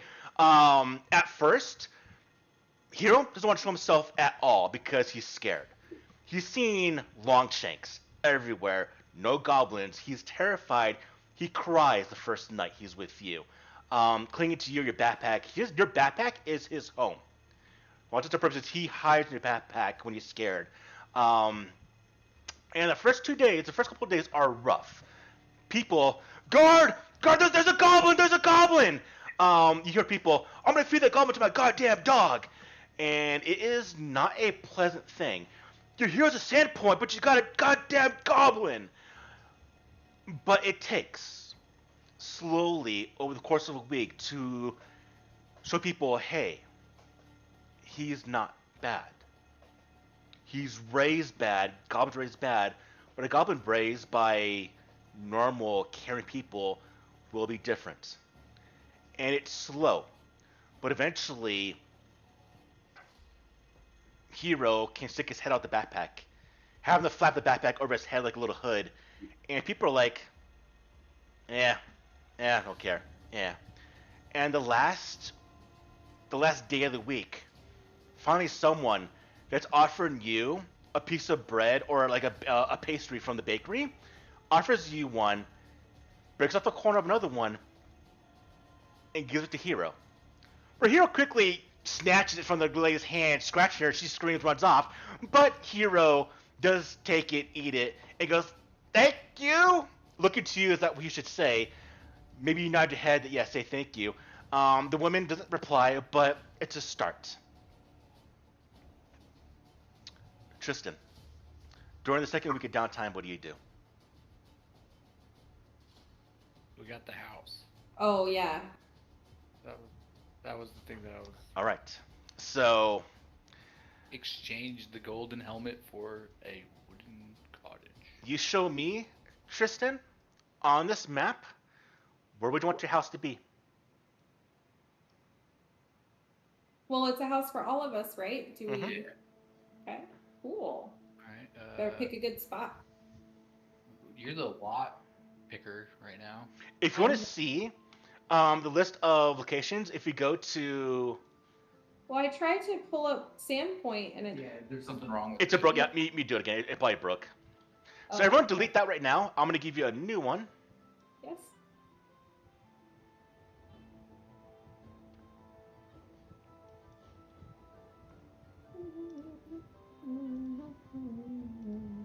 Right, if everyone goes to display Sandpoint, you'll see it there now. Oh, I can't drag it to my hotbar? Why not? She built it. Again. Here we go. Weird. Play Sandpoint. Oh, where's the actual map of Sandpoint? There it is.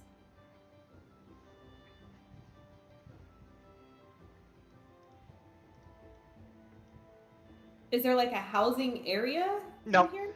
This wasn't really part of the game. I'm allowing it, so I'm going to let you pick where you want the house to be at. But keep it in an actual like normal location though, so don't put it like behind the cathedral. No, so. Inside the cathedral. What do you guys think? You want like some beachfront property? Or... All right, I'm going to take a bar break. You think about where you want the house at. I'll be right back. About this one. Oh, you want to like be in the middle of town? Or right around everything. Everything's within a distance. That looks like bigger than a cottage, though. Let's see. Where is the bar? The Rusty Dragon Right here. is right here.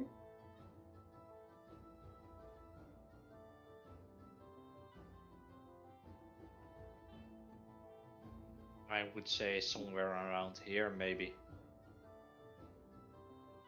It's kind of central in the city, next to most of the things. So you want to be in the middle of everything too? Because I was thinking we put our house like out somewhere like by the beach, like over here. How do you ping? Why is it not pinging? Oh, is it because I have this open? You should be able to just hold down the mouse button. Should do it. No, not working. I need to buy you a mouse. So anyways, I don't know if you guys can see my pointer, but I was thinking like over here somewhere, kind of off to the side a little bit near the beach, but it's still pretty close to the Rusty Dragon. Everyone's pointing kind of like right here. Well, we're talking about. That's what I was thinking. But if you guys want to be more in the city, I'm okay with that too. Don't matter to me.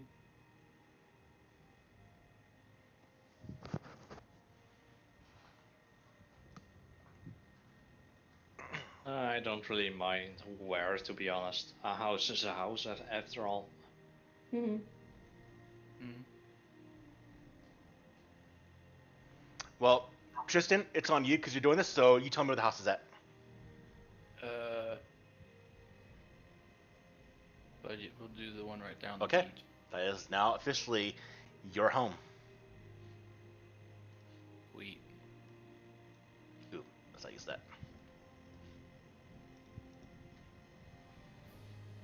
Do you have like a hero, like a token or something, like a little hero token? But draw on the map and be like, you live here. This map is actually kind of small, so it's actually big. Let me see if I can find an image that I can use real quickly for that. Let's see, tokens. Icons.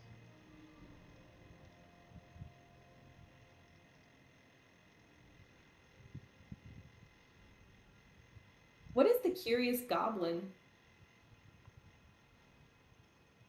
Here, we'll use this token as the house. The other number 1 Okay. is your home for all and ever. Jenny, what number is the Curious Goblin? 22. Let's see.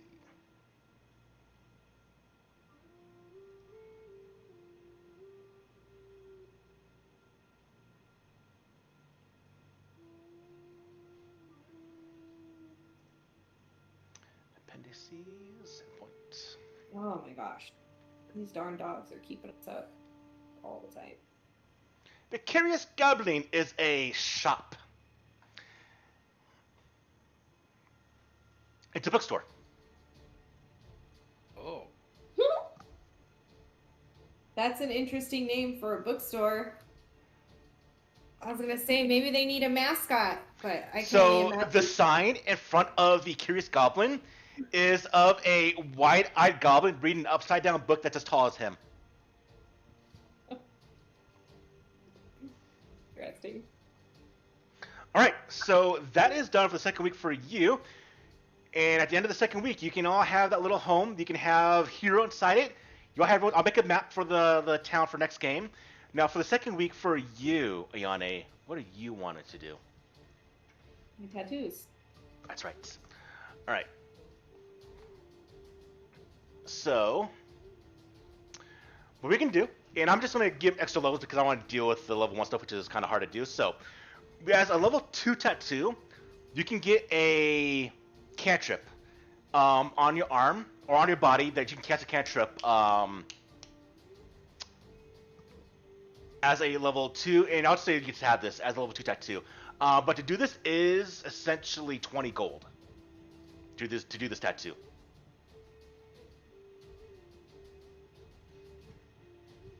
So there's not like any lists of tattoos that are. They're making a book that comes out that's going to have it. Right now, there's not many.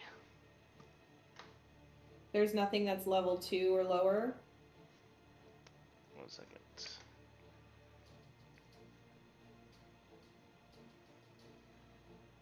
Okay. The base level tattoos are level 3. So I'm giving you some examples right now. This is somebody did some homebrew stuff. But you can get a level 2 cantrip tattoo that you can cast from your body. So it's a cantrip you can cast. Like an extra cantrip. Does it Yeah. matter what school of magic it's from? It's probably have to be from yours. Typically, you have to cast the cantrip. Um, Okay.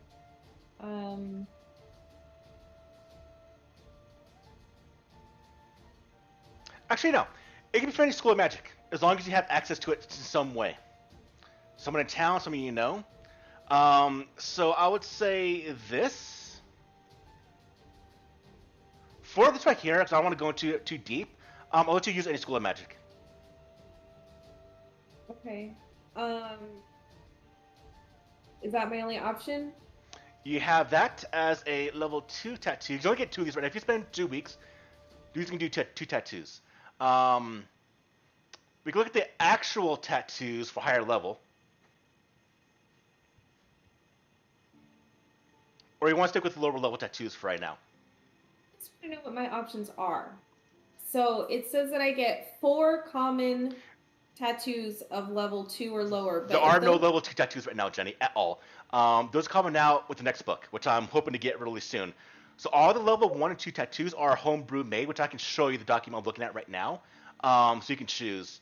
And I'll show you the actual level 3 to level 5 tattoos, which you can actually get from the game itself. So I'm going to show you. This is easier to have you look at this instead of me explain it. So you can use this. I'll wait a second. Yeah.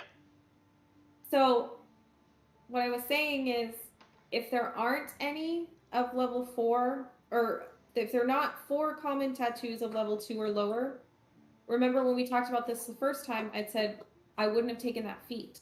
Yeah. I would have waited and taken the feat later. So that's when we said we were going to create like 4. And I unfortunately did forget, and I want to spend 3 hours making tattoos for the moment right now.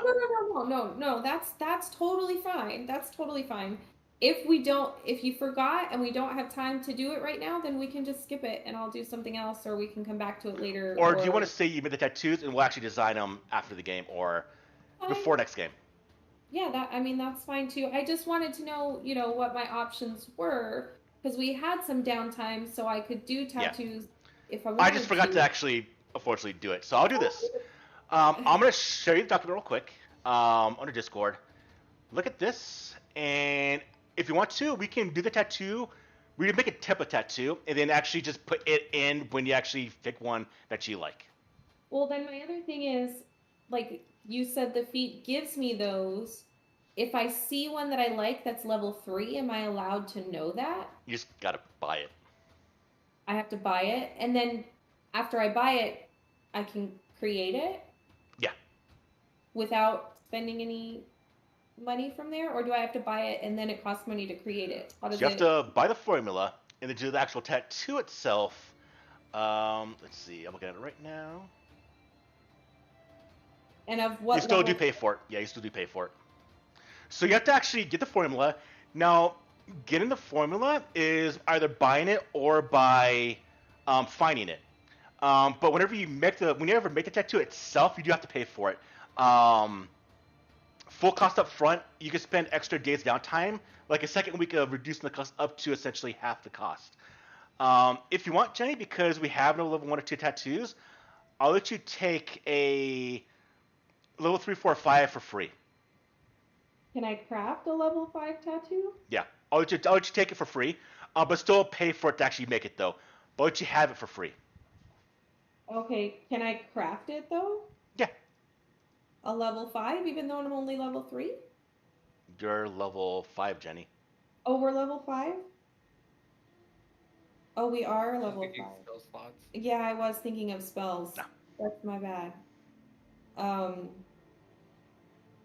Yeah, so right now we have the Enveloping Light, the Blessed Tattoo. I don't think you would take the Familiar because you already have Old Ray. And you have the Warning Tattoo. I'll let you have one of these for free because there are no level 1 or level 2s. And then I'll show you the actual document I'm looking at that has homebrew made tattoos. Oh, did you link that to me in Discord already? I am right now. Okay. All right. So we'll say the first week you're making one of these tattoos. We'll just go and say you're making one of these. So for the third week of time, we ready to move on, or do you want to wait for this, Jenny? I can read. Okay. You sent it directly to me? Yeah. Or to Discord. So Archives of Nethys, that's the one that I was on already. Yeah. They have one for 3, 4, and 5. Yeah, I'll take the 3 one, the enveloping light. Okay. So I'll take that. And so cantrip tattoo. All right. So Jenny, I'll give that to you for free. Here's what I want you to do. Go ahead and give me a crafting roll. Okay.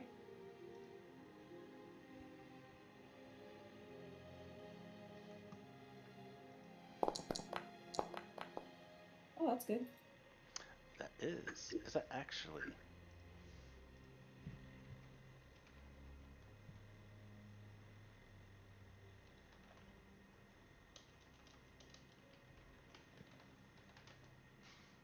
Is that a critical success?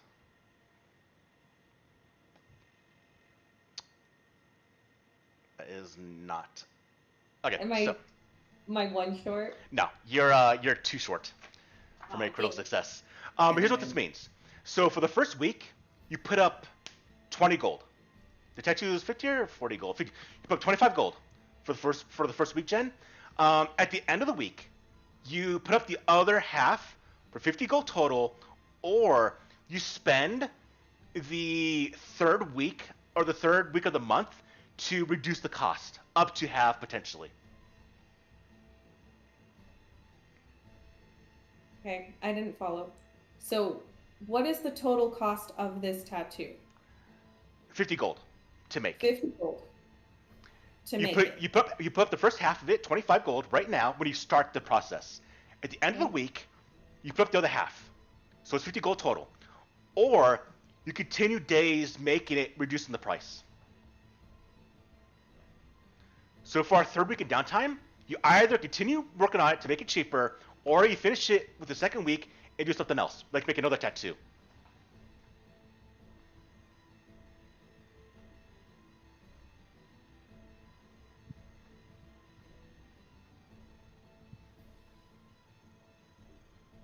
Well, I'm going to be having to take gold from the party stash.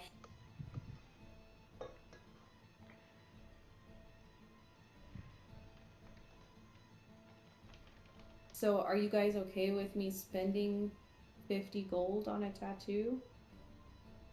What I'm this fine with it. I'll tell you what, Jenny, give me another crafting roll. I'll tell you how much it is to read, how much it'll be cheaper. Okay.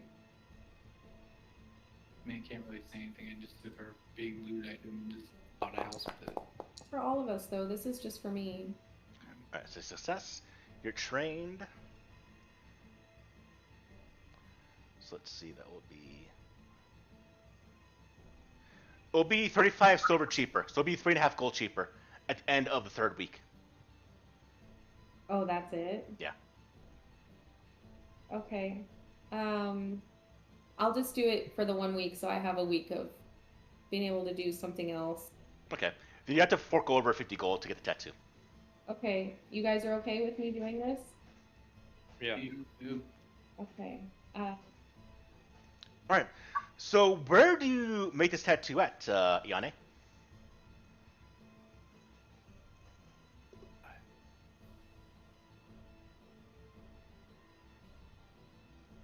Does it matter where it is? Do I have to like touch it to activate it? No, but it does shine with light when you do activate it. It shines light? Well, It shines in energy, so it's noticeable when you do use the tattoo. great. So this one is a series of concentric circles. So I'm just gonna do this one around my arm. Okay. My right arm. Okay. So where do you actually... That's where you actually put the tattoo, but when you're actually making the tattoo, where do you make it at? Inside your home? Inside one of the shops? At Miko's? At Ray's? Not Ray's, what's her name? Well, I would say probably Raishin. I would say um,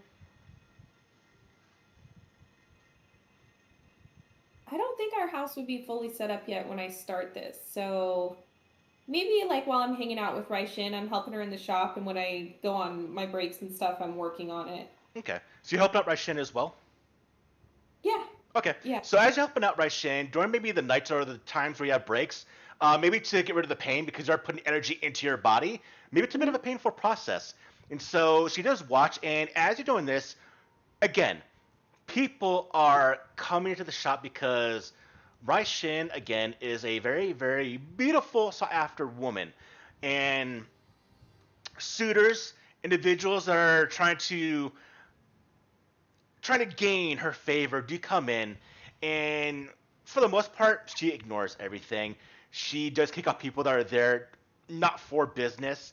And Yeah. when she does have a bit of a lull and a bit of downtime herself, she does come to you and she does have a maybe like a wet towel or a small bowl of water to possibly stop the bleeding or the blood or the process of your crafting. Maybe when you're expertly putting the markings on your arm, she's blotting the sweat from your forehead, whatnot. And she watches you and she's more engaged with you.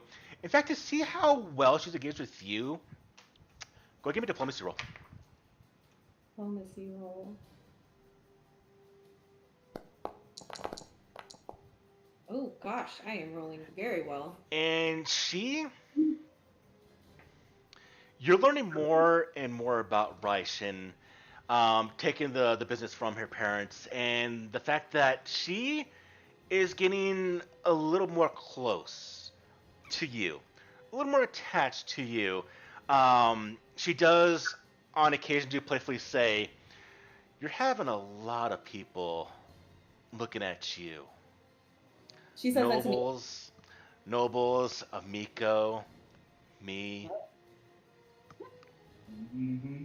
Playfully, before she goes back to work.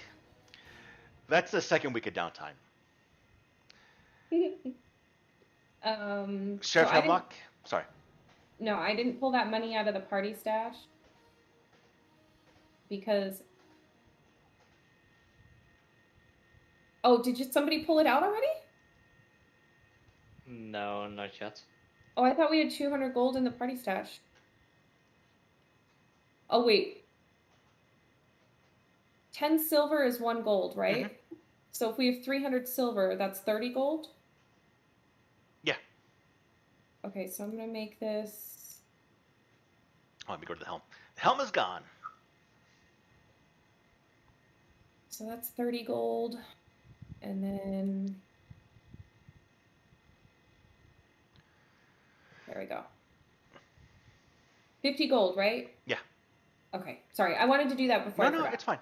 Distracted by you talking about Raishin and Amiko and yes. Absolutely People. fine.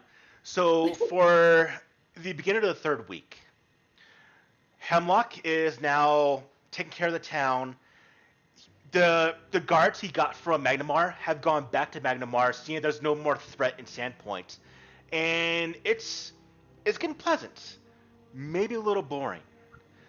The relationship between Olaf and Hiro is getting a little bit better. The townsfolk are being a little bit better, but one thing you do notice there's two points of contestation, I would say. Some children still kind of make fun of Olaf's baby, Olaf's ugly baby. Sometimes children are mean, so they call it Olaf's ugly baby Hero.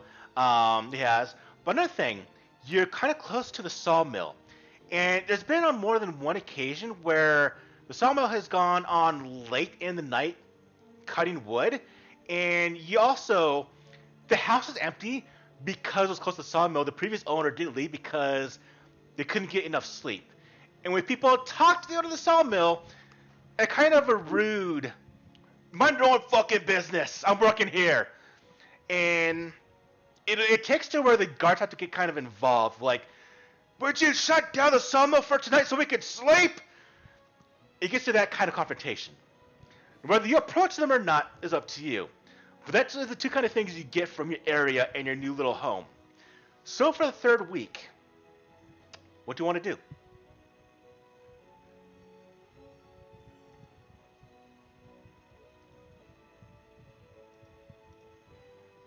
I would like money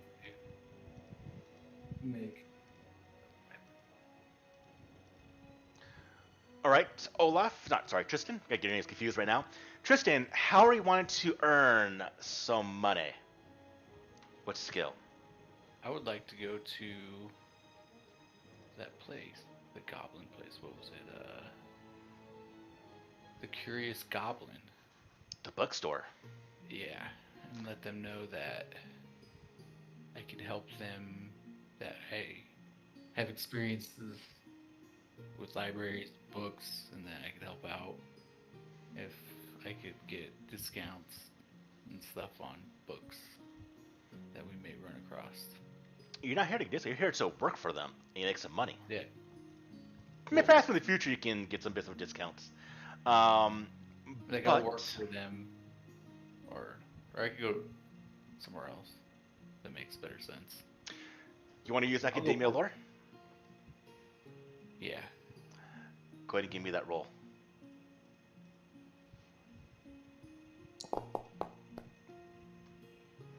$22. Just enough. As you spend the week working for the owner of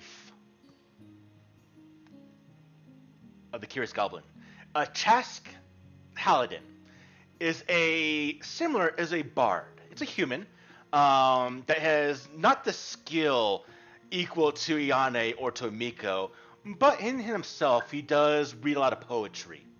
And as you're working for him for the next 7 days, Tristan, he curtails you with many, many poems of love, of treasure, of defeat, of agony, and just a big collection. Since he's having a bit of your help. But in that, you do earn 35 silver over the course of 7 days. Eat. Olaf, what might you be wanting to do during the last week of the month?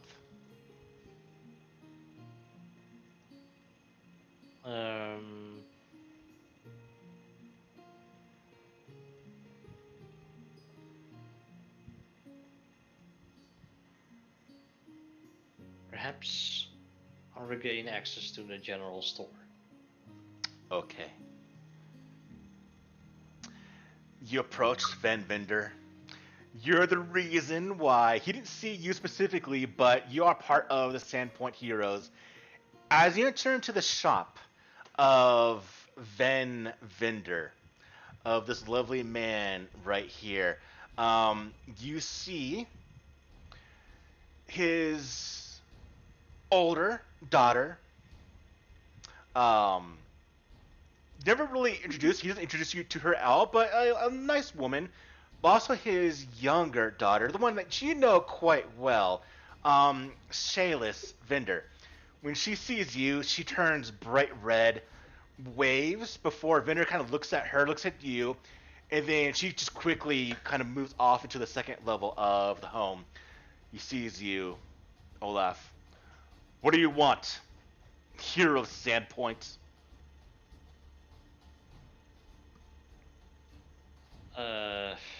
I want to apologize for the other day. I wasn't aware that The your other daughter, day. You mean the month ago?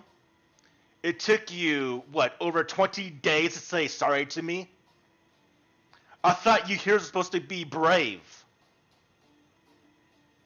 we were, but we were quite occupied with trying to save the town and investigate, well, the more dangerous kind of things that would destroy the town potentially. So saving the town first was more important than coming to apologize. That's what adventurers In my do, don't they? opinion. Just save things. Everyone calls you heroes of Sandpoint. What? I'm guessing you want to get more of a establishment with my shop now. You need to buy from old vendor shop. Well, a general store is always handy to buy stuff from, of course. So how can I apologize as a hero to you to show you that Give me a I'm really diplomacy sorry roll. about it?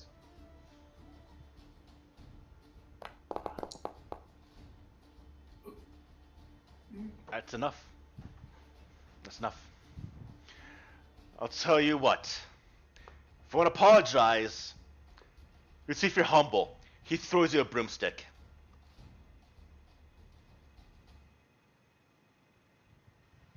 Olaf is humble. I know he'll sweep that floor. Well, I'm a paladin, so I pick up the broomstick and start cleaning. Or at least help him clean the store. And for the next 7 days, you help as I don't want to say servant, but you help as, let's say, a shop assistant for about 7 days. At first, he's giving you just bullshit jobs, cleaning out things that don't need to be clean. He's just having you work. He's trying to have you just kind of, yes, this adventure is working for me, scrubbing and cleaning my floors. But after the 7 days, the talking happens more and more. Shayless, every now and then, goes to approach you, but he knows. He tells Shayless, don't talk to him at all, and keeps her away from you. But his attitude slowly gets better and better. And after the week, when the sun does go down, he's closing up shop for the night. I gotta say, Olaf, not many would do what you've done. You can shop here. You can shop here after the first day, being able to take that broom and actually help clean my shop. Least I can do. He throws you 3 gold coins. Least I can do for you helping out my shop. Just stay away from my daughter. Unconditional, not near my daughter at all. I love my daughters. I will not have anyone until they are right to pick their princess. No one will come between them and me.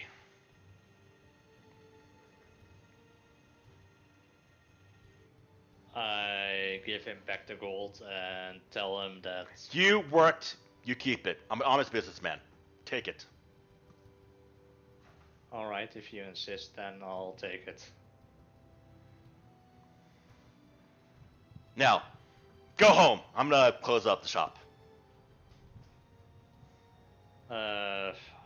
Perhaps if you're interested later, tonight or whatsoever, maybe we can go for a drink at Rusty Dragon. Alright, I'll meet you there. I could use a drink. Bring your daughters. He will not bring his daughter. His 2 daughters, hell no. Alright. And so, end of the week, you go to share a drink with Vin Vendor. I want access back to the general store. And for you, Ayane, what are you going to do? Oh, hi, Shayless.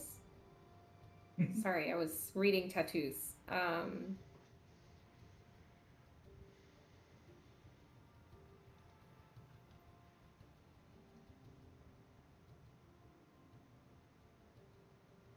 Craft items either for yourself or to sell. That'd be crafted tattoo. That's what you did for the 2nd week. Oh. Somebody want to buy a tattoo from me? Somebody want to pay me to craft a tattoo for them? Not you. Trying to make money for the group. I was seeing if there was something. So I had originally wanted to try and find a tattoo that would help Olaf with his AC because he's our frontliner and kind of protects me. But I think that I'm not there yet. So I'm going to do earn income.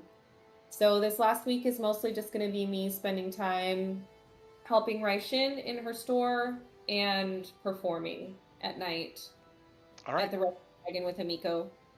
So as she sings, as she plays, you dance to the spectacles at night. At the last night, you do know that Olaf is there.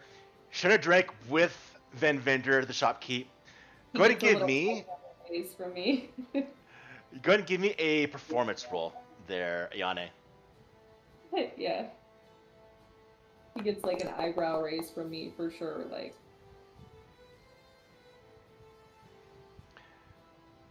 Do you want to hero point this? All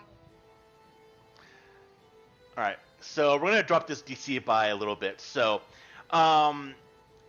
since you spent a lot of time the first couple weeks working on the tattoo, by getting this helm out, you're maybe a little bit tired, maybe a little sore, or whatnot. Maybe from the get used to the tattoo. You're not on your A game right now. You're not on your best performance. Even Amiko knows this. But at the end of the week, after performing, you do earn yourself a respectable crowd. People are talking about you and the way you perform. You earn 50. Paul, What? it's actually a 21. How's it 21? My virtuistic performer feat. Okay. Forgot about it. I automatically get a +2. Okay.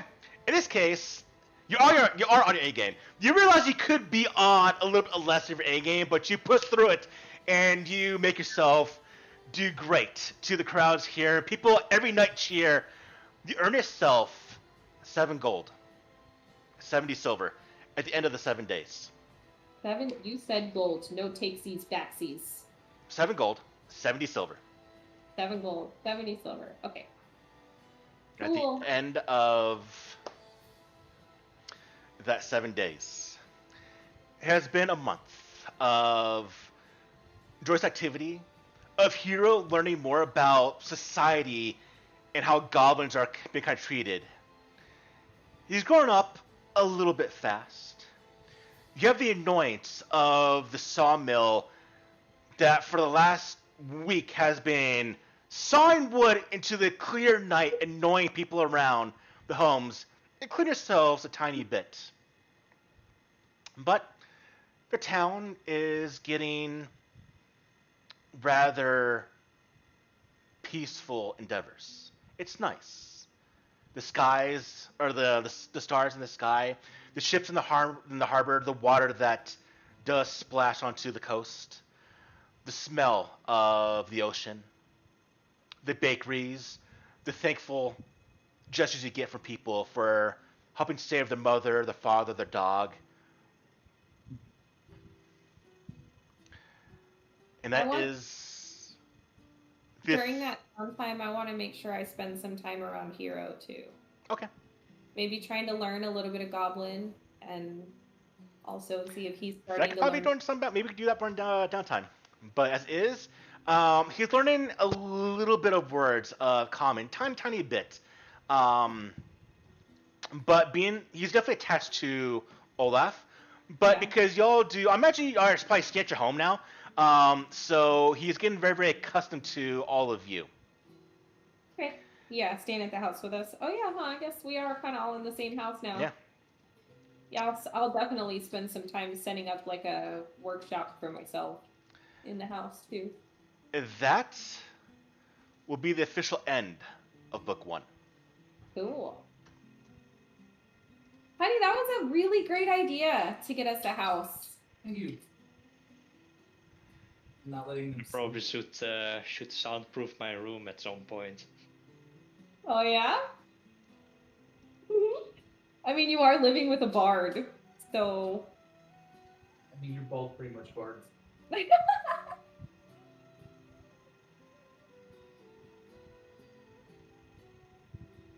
were trying to sleep on me. I couldn't allow it. Good job. I'm glad you woke them up. No sleeping. Our dogs. So we have gone from spring, the month of Desnus, the 11th. The 10th of Desnus was the day that Noalia died.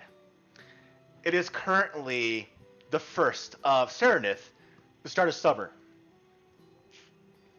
It is. I think we got a house on the beach. The start of summer. It is 11:29 a.m. You're in a house. One of you might be cooking. Who knows? We have in one of the rooms. You hear and you see Hero running, chasing a ball he throws. And you see one of the kids outside. Can I talk to Hero?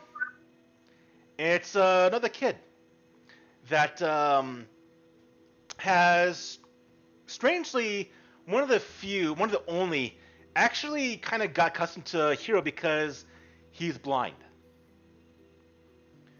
And didn't care how Hero looked. And so he does knock on the door.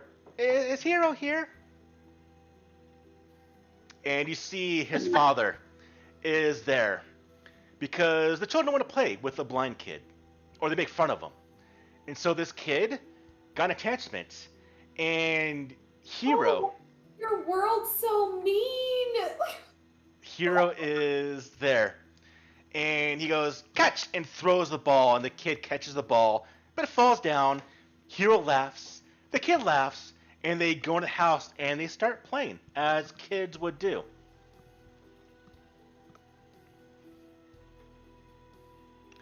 I'm so happy our little goblin child made a friend. So, above board, Pathfinder 1, goblins are evil completely. And that's how they were. Pathfinder 2, goblins are a playable race because they essentially became more civilized, and people realized they weren't all as evil and bad as they were. Yeah, we did that. You could have been the reason for that in this area. It actually made me cry. So sad that everybody hates people because of how they look. Okay. Got it. I'm good now. Okay. Oh. Okay. You hear at your front door. I thought what's happening during the day. In this morning time, as your adventurers, you haven't adventured really in the last week of last month. Maybe you can be eager, but I'm curious. In this morning time, what are you all doing? As Hero's playing with the kid, what are you three doing?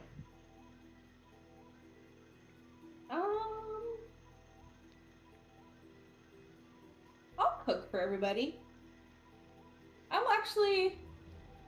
Ray and I have like a little system that we do together in the kitchen, and we'll make breakfast for everybody. You said it's in the morning, right? And as you're cooking, you hear Ray roar, and you watch as Hero and the kid is on his back as he's jumping around the house. Okay, that's fine. He can play with them. But I don't know, I guess I'm making brunch. Second breakfast, is that a thing? I'm making second breakfast. You're making second breakfast. Absolutely fine. Okay. What about you, Olaf? What are you doing?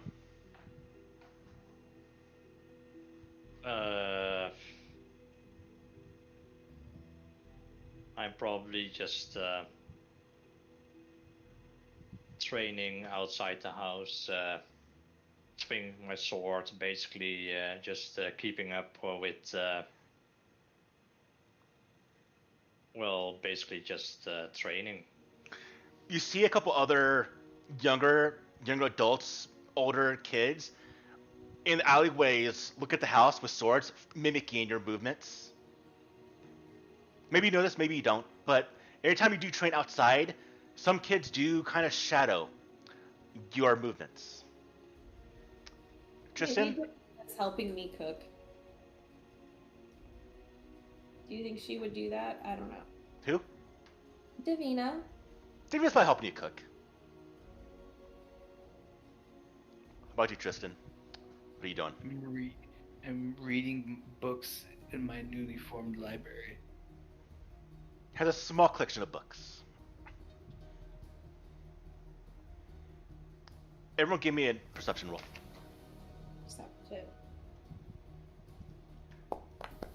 Suddenly the house blows up. Damn. Natural 20? Honey. was gonna say it's what I do. And considering last session he rolled 3 nat 1s in a row. Row. Last night, thankfully, was the first night where that pain in the ass Miller didn't actually saw it to the middle of the night. He ended actually very, very early. How close are we to the sawmill? I didn't even notice. It's number 25. Number 25? Yep. We're like right by the sawmill. Yep. Oh, we're totally hearing that every night. Those Yep. little holes. Okay. Are you So trying? Are you trying the front door or the back? The front of the house or the back of the house, Tristan? Sorry, I keep getting confused. Olaf.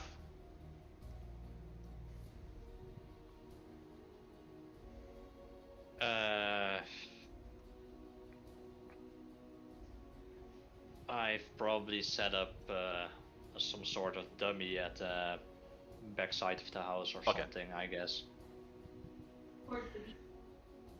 You hear at the front door, Tristan and Ayane. Hello. I walk over and open the door.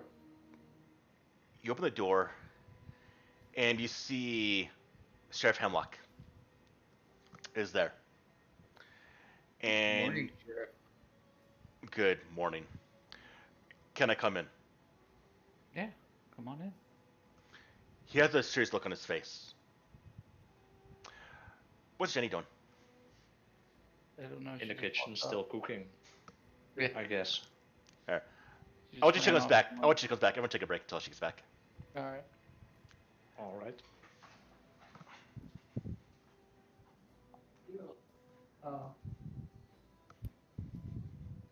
We all stopped because we didn't know where you went. Oh, sorry, I had to use the bathroom. We'll take a 2-3 minute break.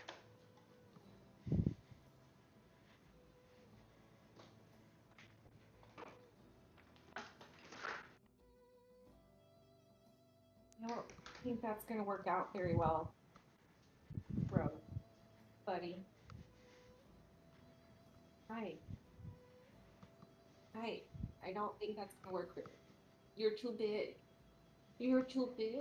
You are. You are too big. I love you anyway. You do.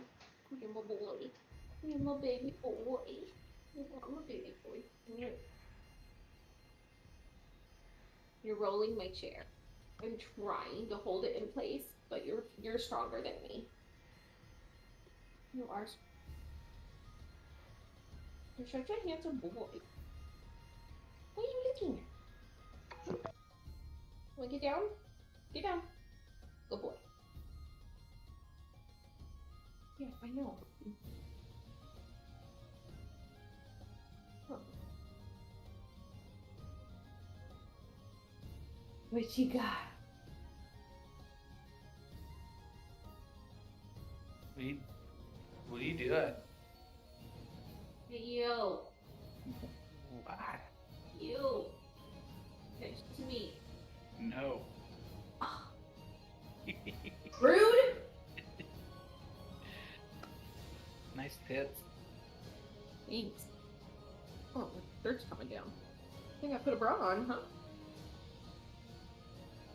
You want to be anything new?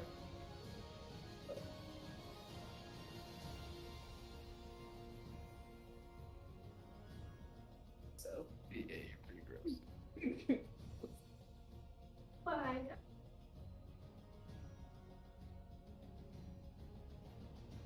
You got a hot dog? A hot dog?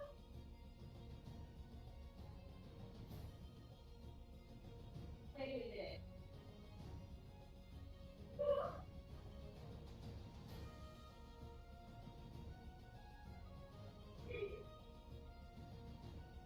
So cute. They're so Mm-hmm.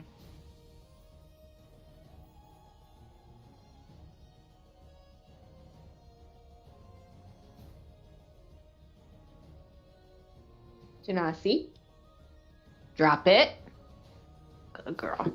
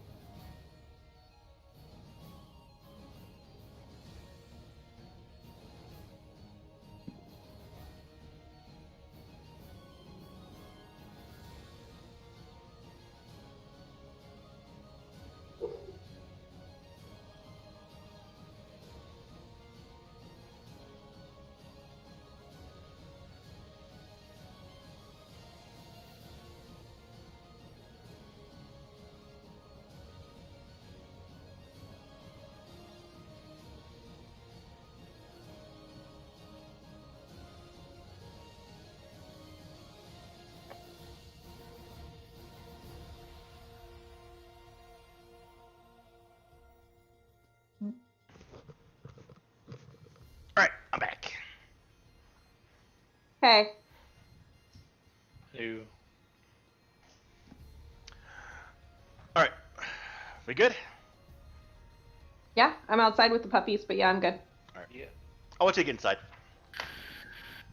Oh, we need a roll or something? No, I want actual video feeds. Oh, to see. Okay. Well, I'll get them. Actually, do that. I'm making some water. Oh, okay.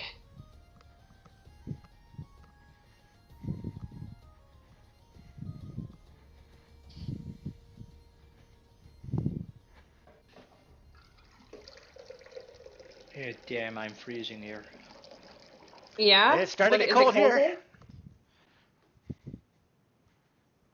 Yeah, it's cold here, and apparently my heater doesn't work in my room. No, that sucks. Oh. That does suck. The biggest problem is that, well, heating rooms and such is already expensive as hell at the moment.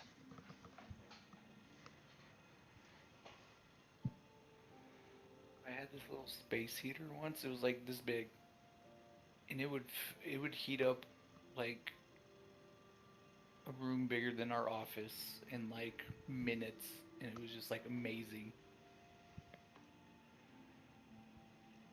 Yeah, the big problem here is that gas is really expensive, and well, Well, it was heating up electric. rooms and such isn't, yeah, well, basically not doable for us since it will cost too much. Yeah, but mine was the one that I had was electric. Like it just had like little heating coils and like a little mini fan in it, and it would just like blow the hot air out from that the heat had made, and it was just like it was like $20. I was like, holy shit, this thing's amazing. Yeah, those things are amazing, and well, electricity is pretty cheap, but I still have to find one then and buy it. I think I I'll got probably mine. have to do that soonish at least, but for now it's just dealing with the cold. Extra clothing, extra layers. I'm already wearing a pretty thick shirt and also, well, a hoodie.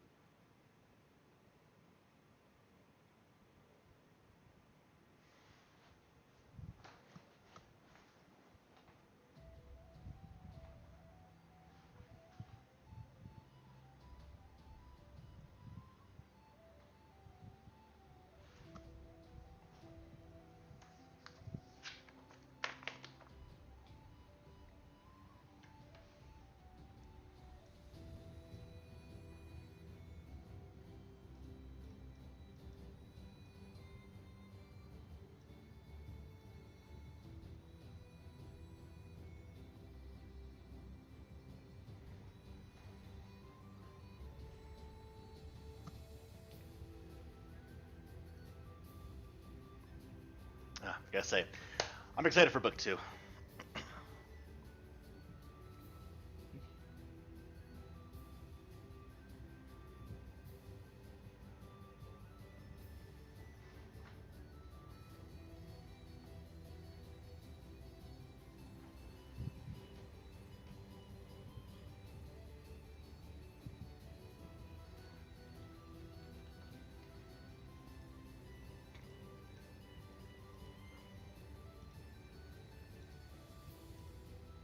You guys see this cat? Excuse me, ma'am. I'm going to need my chair. I'm gonna sit on you. Sit on you.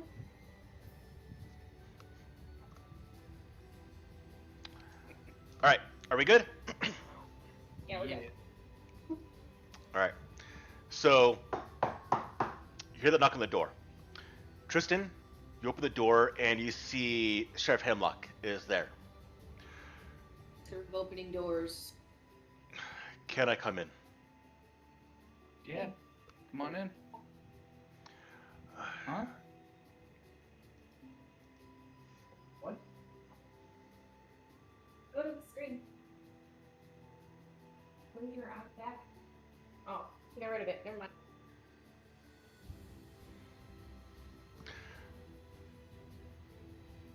Is the rest of you here? Hey. I'd like to speak to all of you. Yeah, we're all here. Ayane and Davina are in the kitchen. Ayane! Davina! What? Come in here, the sheriff's there. Can he come in here? I'm cooking. Do you want to stop? Stop cooking? Yes. Well, like the food though. Stop cooking, please. Okay. I'll just throw the food away. And can you get Olaf? Yeah, I don't know where he is. Oh, he thinks he's in the back. Oh, Davina will go. Olaf, can you come here? Sheriff Hemlock's here.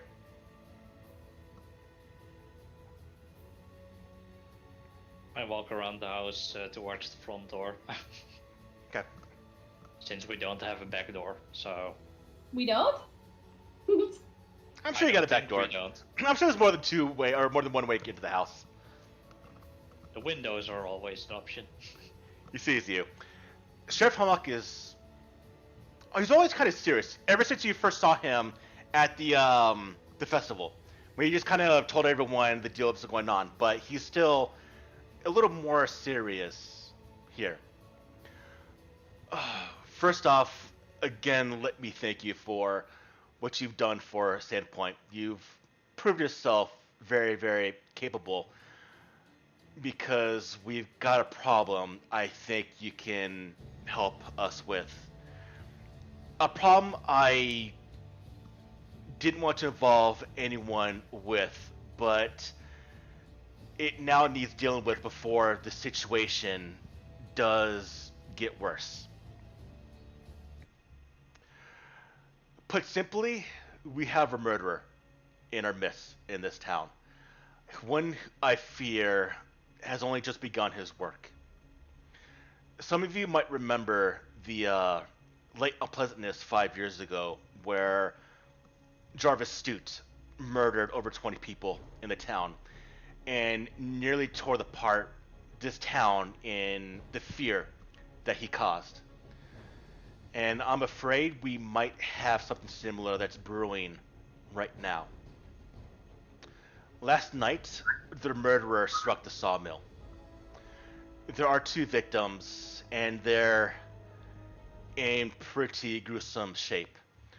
Their bodies were discovered by one of the mill workers, a man named Ivor Thorne.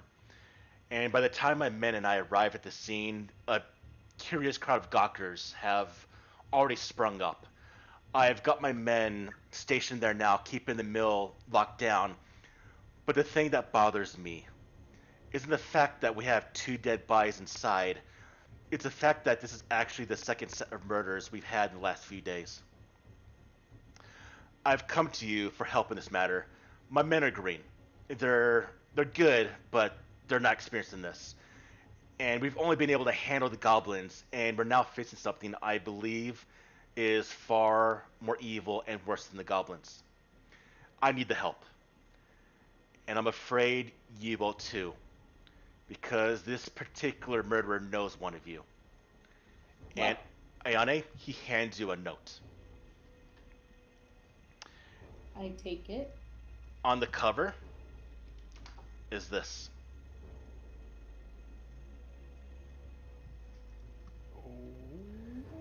Inside says this.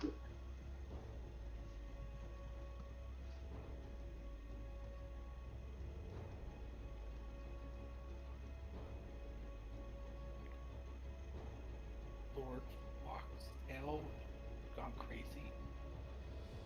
Well, we know someone that got turned down somewhere in the first book. Desire me in time as she did?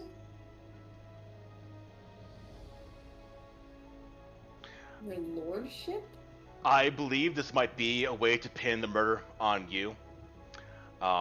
If rumor gets out, this might cause some unpleasantness to you and your friends. I really hope you can help me on this matter. I have a couple clues, but I think I'm going to be spending all my time keeping the town just from running into a panic. If you would allow me, I'd like to deputize you for Sandpoint. Become deputies under me. You would have all the authority as a guard and in that station. Would you be willing to do this for me?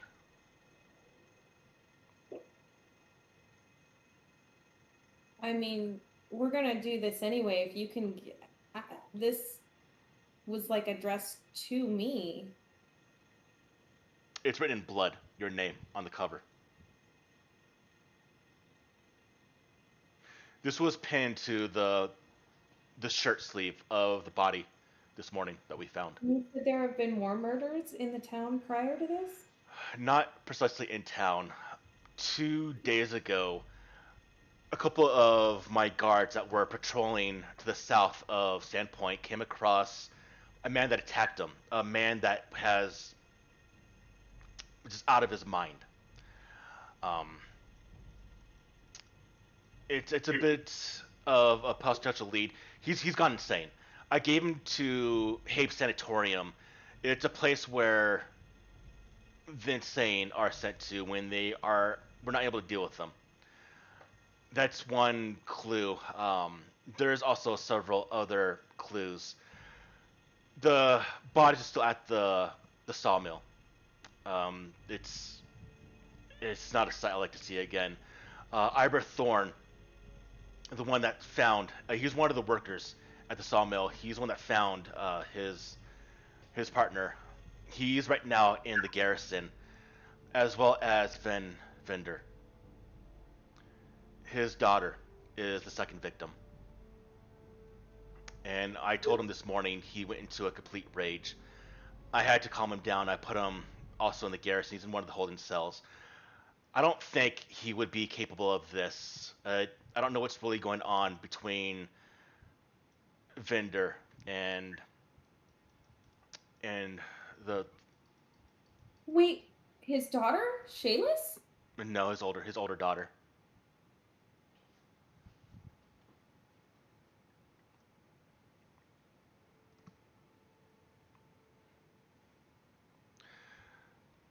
But what makes this more of a link is the 3 men that were found 2 days ago, and the one inside the sawmill right now, Banny Harker. He's the one that owned the mill. He's the partner for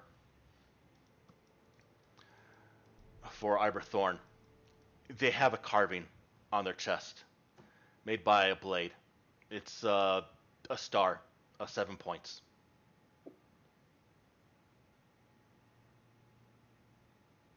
Okay, that's something we're also familiar with. I grabbed Davina and her little amulet. Look like this? Yes, it's exactly like that. So this might actually be Where did you get this from? This was on Nualia when we took her down. She's the one, the daughter of the priest who orchestrated the goblin attacks. You told me she was dead. She is dead. Are you sure?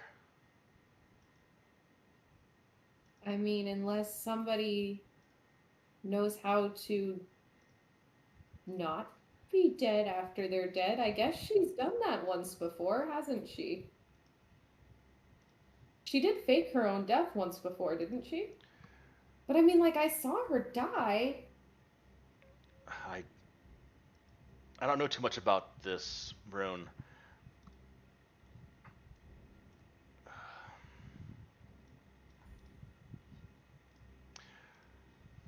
That's why I'm asking you if you can do this investigation for us. Yeah, you would know more about this than I would. Yeah, we're definitely going to look into this, and any help you can give us, if that means making us deputies or whatever, you know. I mean, I know I'm for sure going to look into this. I look at Olaf and Tristan, Davina. You guys? Well, the letter is directed at you, so of course I'm gonna help as well. Like my friend. Oh boy, okay. Yeah, I mean, yeah, I guess whatever you need us to do. Do we have to do anything formal to be deputies, or? No, I've already alerted the guard. I was hoping you would do this. They already know that I'm approaching to be deputized. But right now, I have the leads.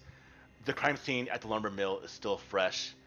Ivor Thorne is at the garrison as well as Van Vinder. The bodies of the first three victims are also at the garrison. They're the bodyguard that was found. Um, he has a note. He had a note. The note is at the garrison. I can get that to you once you arrive there.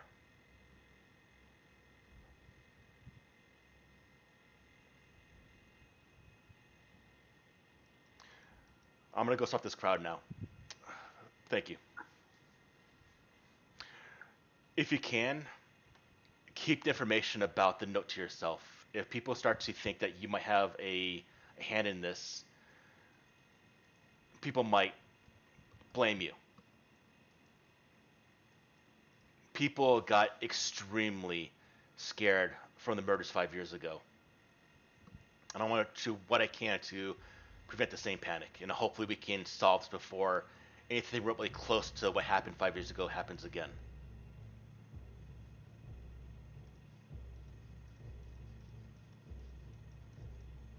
Okay.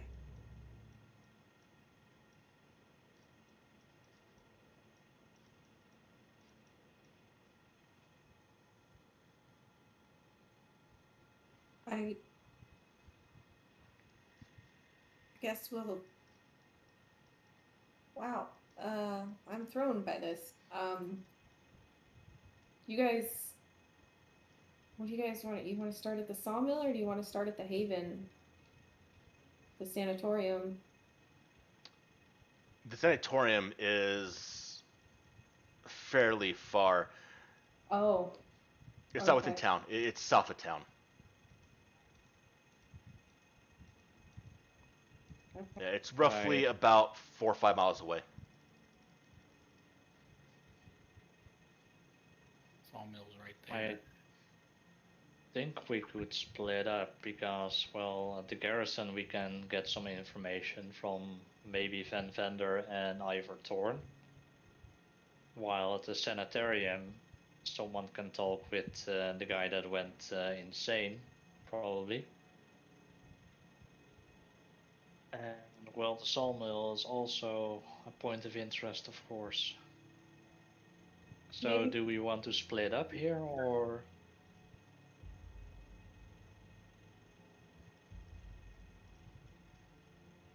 Uh, maybe we go to the sawmill first because it's fresh and it's right down the street.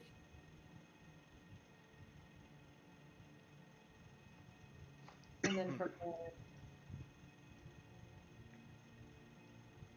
I feel like maybe you could find something.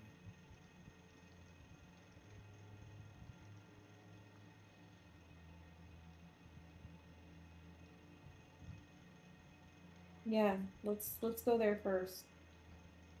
All right.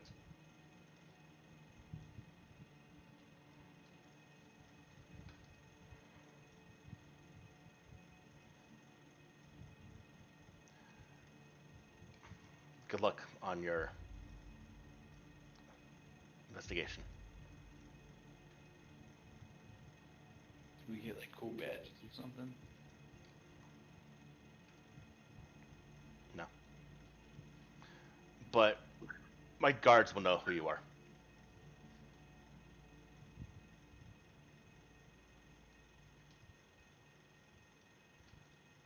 Okay. Let us know if there's anything else we can do to help with the town.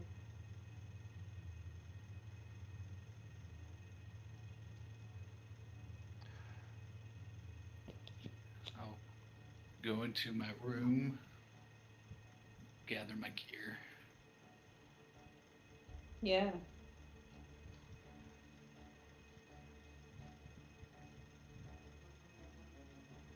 So, do you head towards the sawmill? Yeah.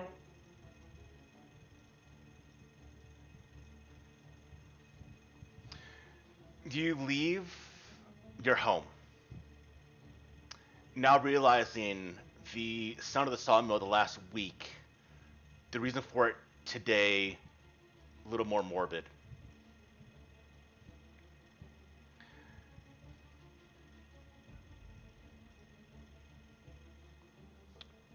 You find yourself near the front. You see there are several guards that are about.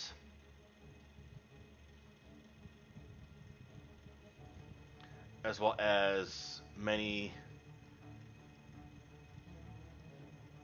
individuals, civilians, asking, "What's going on?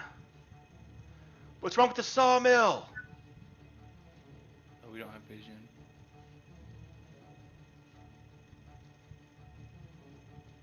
Do you not? I don't. No, I do. Oh, he's not on the map. Tristan's not on the map. Oh, that's why. There you go, Tristan. Oh, there I am.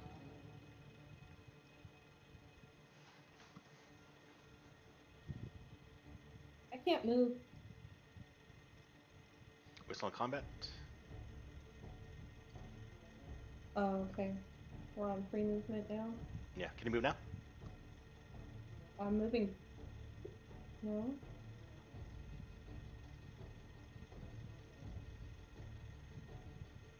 Press F5, Jenny. See if you can restart your thing.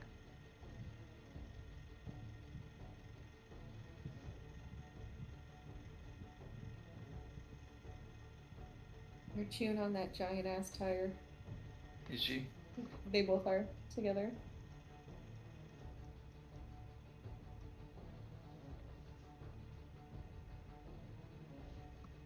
Can you see it? I can see him staring at me.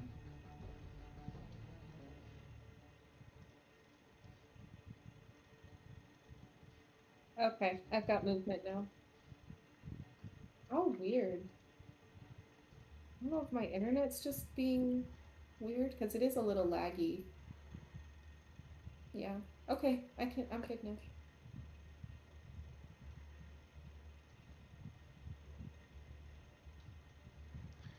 One second. Oh. I made a goof. Oh. Small goof.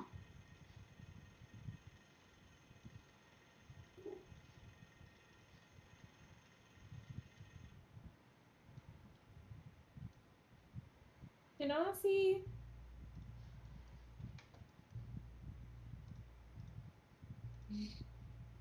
This is the first time I've ever called her that she hasn't come running. Okay, you can move now. Okay. As you come to the guards, they see you. They're ashen-faced. They're telling the people, "Stand back, stand back." They see you. Okay. And the guard here goes and unlocks the door to the lumber mill. This one that I'm heading towards? Yeah. Hey, Doormaster.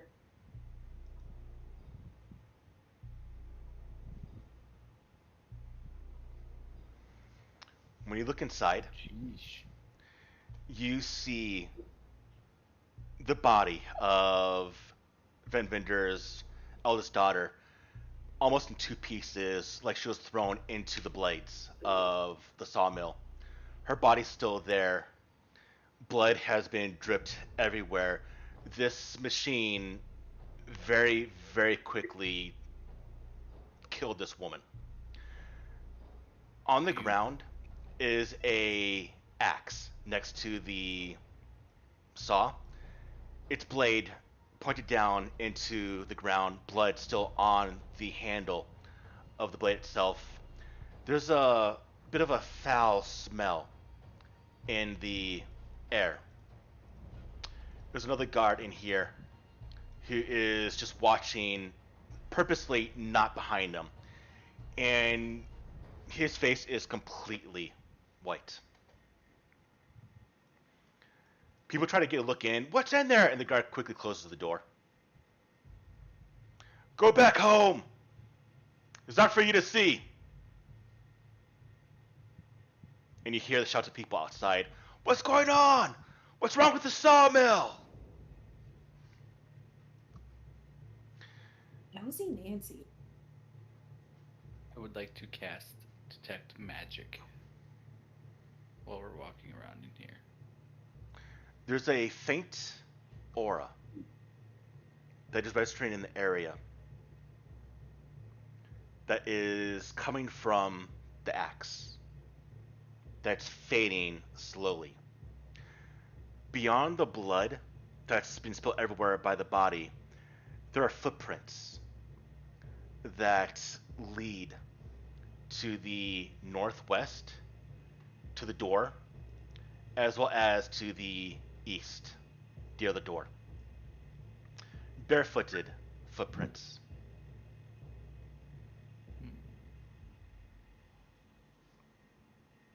Can I? It's interesting. Go ahead, Tristan.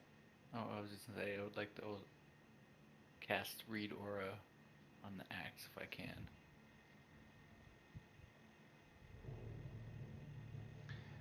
As you cast Read Aura, whatever magic energy that's lingering on the blade, on the axe, fades away completely. It was remnants of some magical energy, maybe the blood, on the axe. Okay. Interesting with these footprints, there's no shoes. This person was barefoot. Yes. We've had people. I'm talking to Tristan and Robin. And we've had people that went insane or crazy, as it was described. And that note said, "Give yourself to the pack." I'm wondering if there might be some sort of mind control or something going on here.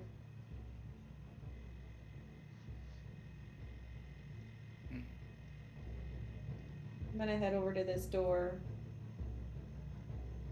As you're moving over to that door, Liane, Mm-hmm. you can open it. Okay. The door opens up into the pier. And give me a perception check, Liane, as well as Uldre. Whoever goes near the pier can give me a perception check as well.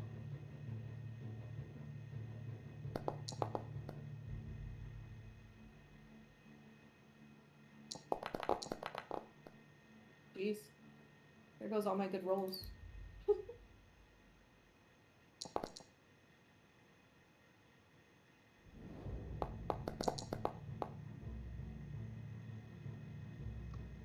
What's going on? Tristan? Tristan, you see that a pair of muddy footprints leads from the end of the pier up to the mill itself, and that whoever figure this was climbed up to the upper floor window. Didn't come in through the door. Well, the bloody footprints? Muddy. There's muddy footprints outside. Oh, I thought you said there were bloody footprints leading to There this. are.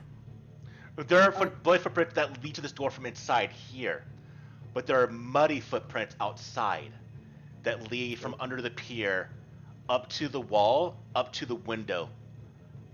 But That's they how they got came- inside. Yeah, they came in from the water. Yeah, no, I thought that there were bloody footprints leading to this door. There are from inside. So are there bloody footprints outside too? No. There is two, maybe right here, one footprint, and that's it. Looks like they came Going out? Yeah.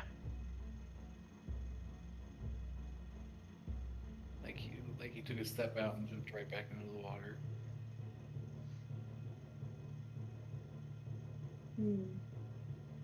Okay. All right.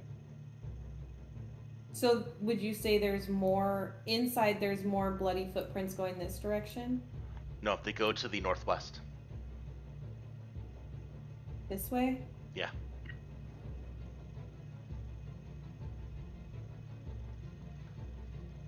I would go that way then. That I was thinking. There were, As y'all move through this area, you can smell that foul smell in the air. Oh, there's gonna be something good in here. You ready? But it's not everywhere. It's at certain parts you can smell it, like it's lingering on certain locations.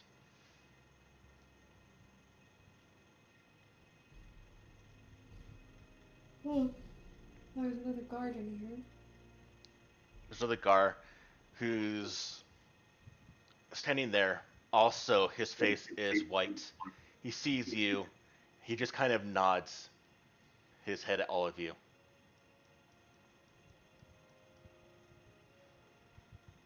Take a look around here. The desk. We still just see bloody footprints and that smell.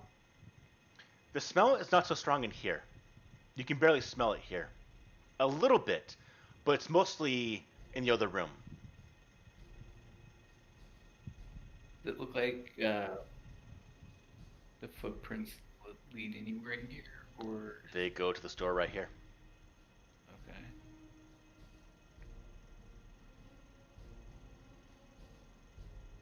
Ooh, When you open that door, you see the room is in disarray. Like a fight took place here. There are contents strewn on the ground. The walls, there are marks. But most noticeably is Harker, the owner of the sawmill. His body is here, chained to the ground, and is horribly desecrated. Hooks are used to grab onto the actual wood logs, drag him to the sawmill, have been into all parts of his body, pulling him taut. His arms, his legs, his head, the face has been severely disfigured. The lower jaw is completely missing. But it's his chest. His pants are still on. His shirt has been ripped open, showing his bare chest. And this is what you see. Oh, I don't know if I want to look at that. Oh, okay. oh, And it's a symbol you all have seen. Yeah. Oh, that's the other thing we were supposed to do during that month of downtime was talk to the historian that Shalelu told us about. We overlooked it. You do it now. You didn't list it as a thing we could do. Well, it's something we can do now. Now, this is an investigation type thing, so you can investigate things if you so want, such as the body, other aspects. The guard says, "I've never seen anything like this before. I wasn't here during the Stute murders, but from what I hear, it wasn't nothing like this. During the what murders? 5 years ago, Jarvis... Couldn't hear you. Sorry, What was the word you said? The what murders? the Stute murders. Okay. Yeah. That was the guy that ran around town. He was a wood carver. Yeah. Yeah. Okay. I remember.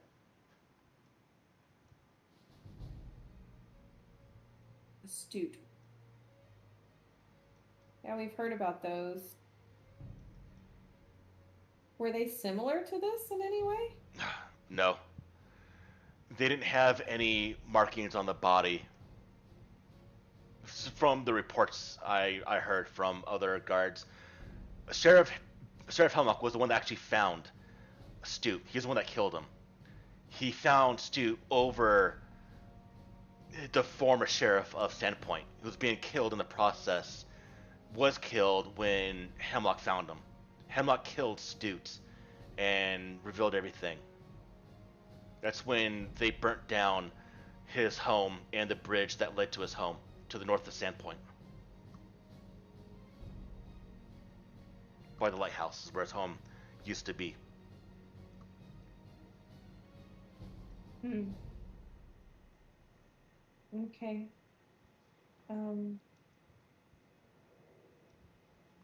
What do you do? Can I go in and investigate the body, or somebody can. else want to do that? One of us needs to do it. What's going through Olaf's mind with this? I'm just looking at the body.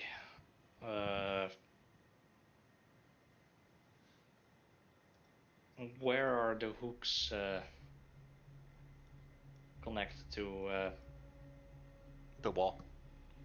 They've been nailed to the wall. So he's literally hanging there, not touching the floor. He's stretched out that tight.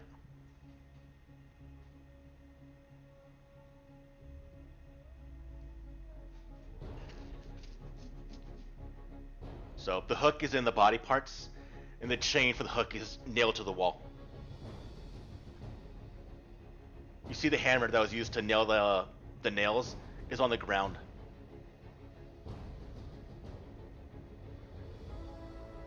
Well, first I'll let someone investigate the body, and when we're done investigating, I'll probably try to pull the hooks out of the wall and let the body, rest on the floor. So I think I have something for this. Okay. I have the Schooled in Secrets.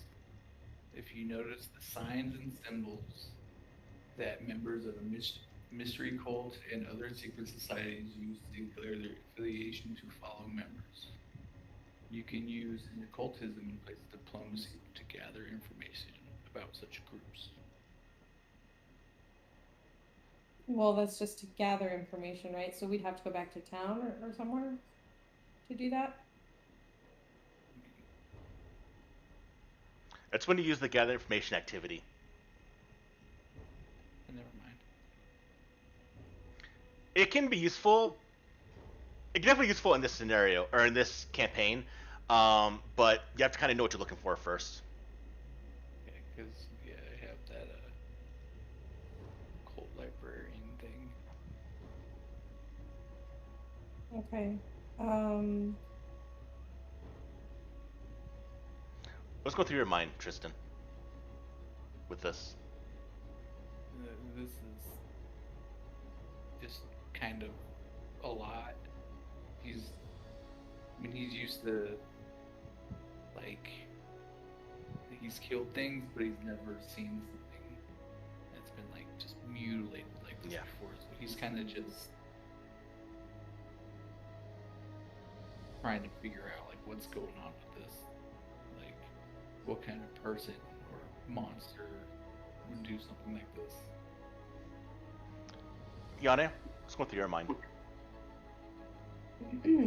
That this is madness. That somebody that kills someone and then takes the time afterwards to find hooks and chains and nails and takes the time to set this all up and hammer it in there. This wasn't a murder of, like, intention. This was something else, right? This was like I don't know how to explain it. So Ayane is wondering, like, why did this man's life have to be lost? It's madness, right? There's something going on. So, and she wants to get to the bottom of it. So, especially, being as invested in this as she is now currently. So, Sorry, go Jenny. yeah, so she wants to actually go. I want to actually go into the room, and I was hoping, one of the guys would investigate the body, but I'll go in and do it. I'm gonna look at the body and see. I don't know if I can tell how he was killed, or Medicine. Gotta be trained in this. As you go in, though, the guard does say there was a note that was found on the sleeve of Harker, uh, put there by a piece of wood through the sleeve. I mean, I can take a look at that at least. I'm not trained in medicine, so I can't look at the body anymore. I'll look at the body. I can look at the body as well. I'm expert in medicine. He's definitely way better. I was hoping you boys, because I had said, do one of you guys want to go in there and look at the body? Yeah, I was.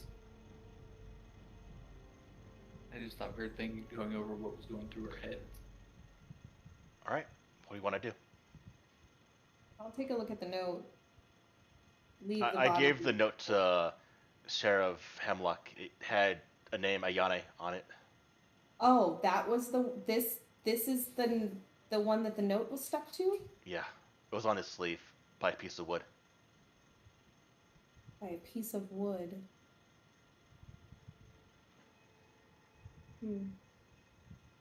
Piece of wood? What kind of piece of wood? It probably came from the table or one of the pieces in here. Oh, so they just like broke it off. I think so, yeah. Okay. Olaf, Tristan, when you go in the room, you can smell a bit of an off-putting smell in here as well. It was a medicine check, right? Yes. What is helping work here?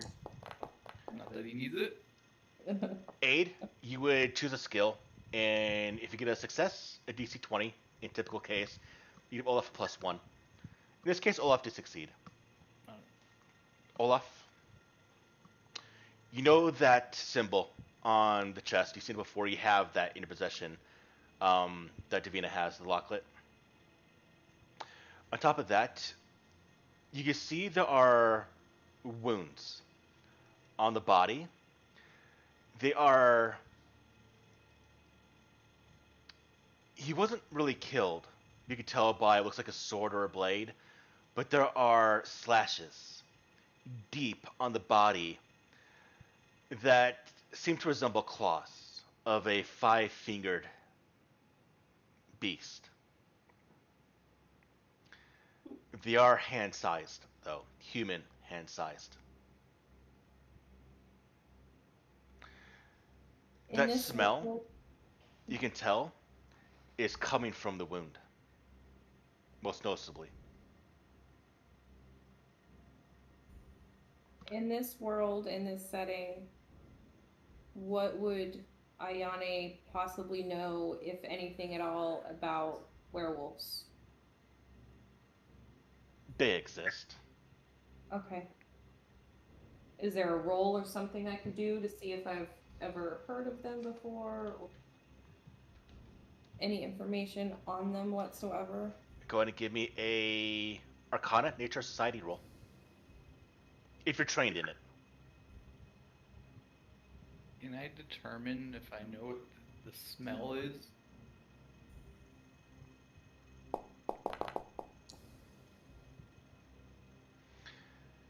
The claws might be a werewolf. You don't see any residual hair that a werewolf would leave behind. As well as the smell.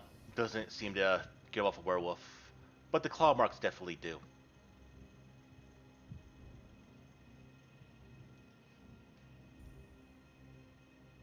I was just more so wondering if I would know anything about werewolves, and then whether or not this would add up. Okay. You get the idea this was not by a werewolf.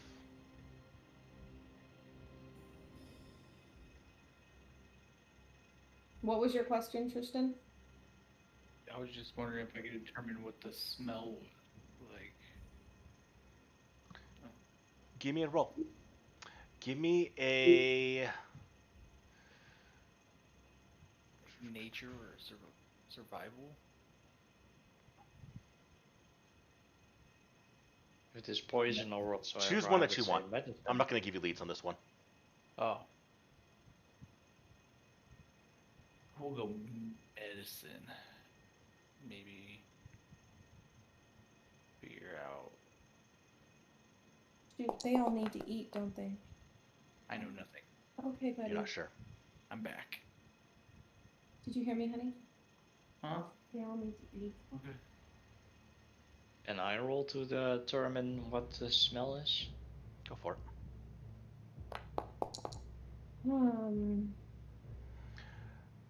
The smell? Go ahead and give me a fortune saving throw, Olaf.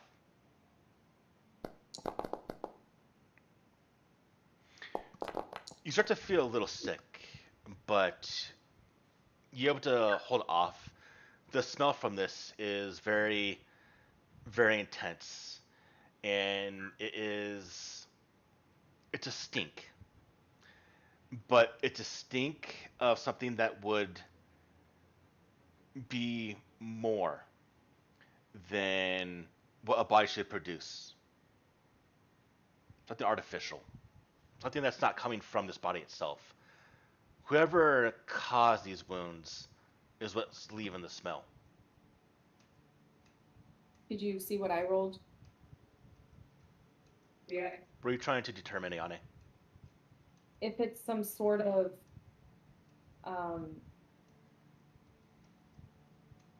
anything, I guess anything I've experienced before, like if it would be maybe not necessarily a poison, but if I've smelled anything similar to it before. And if so, if there's any sort of connection. The smell is something that would not come from a living being. It has a sense of a corruption to it. Okay. Okay. Are you do? Oh.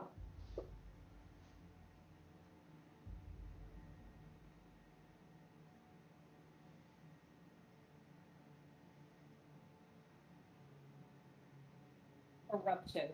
Corruption in what sense? Magical or non? Maybe both. Something not natural is making this smell. It's Not stronger. natural. Yeah. The smell was stronger. Might be a better clue in the other room. Oh, okay. The smell is bad here, but not as bad as the other room. It was worse Got it. there.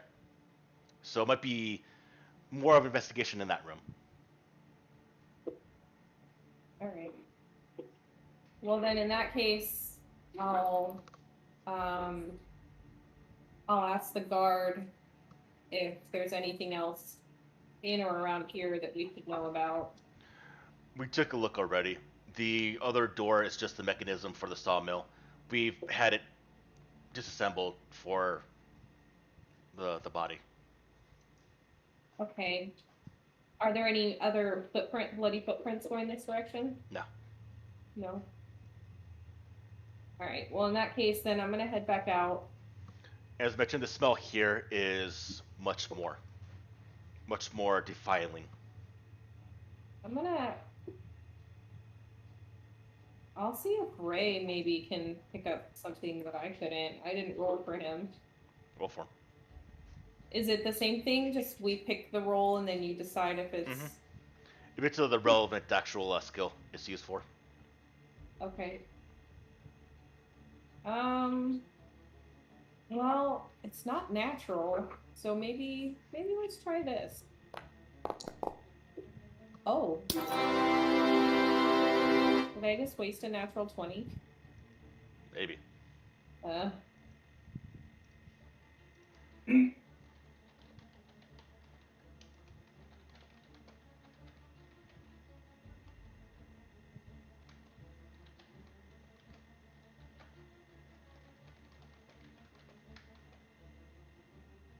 Oh, you have?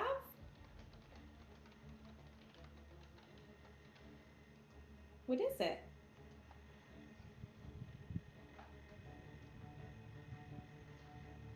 A ghast? What is a ghast? I don't know if Ione would ever have come across anything like that before.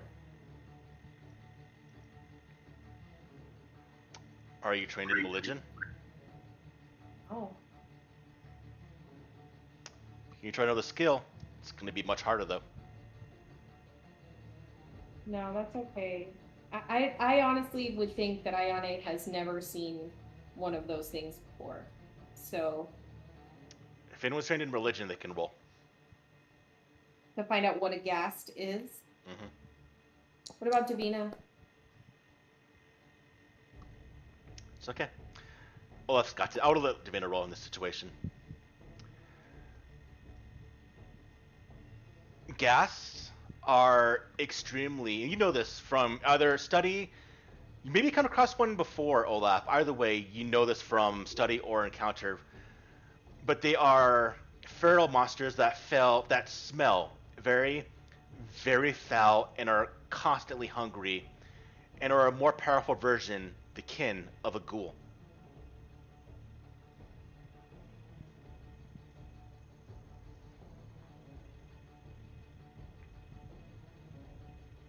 But what we know of a ghast, would they typically, I mean, do they have cognitive thought to the point of being able to pin someone up and etch something onto their chest? I mean, they're consumed by hunger most of the time, right? But from what you understand, they still have the intelligence to think. Okay, that's what I was asking. Yeah. Okay. They still have the intelligence to think. Does it reasonably make sense that a ghast would pin his food up like that and Didn't eat them. The jaw's missing, but his flesh is still intact, as well as Van Vinder's daughter. They weren't eaten.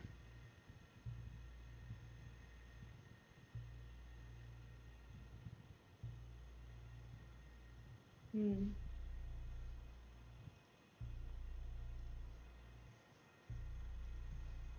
Interesting.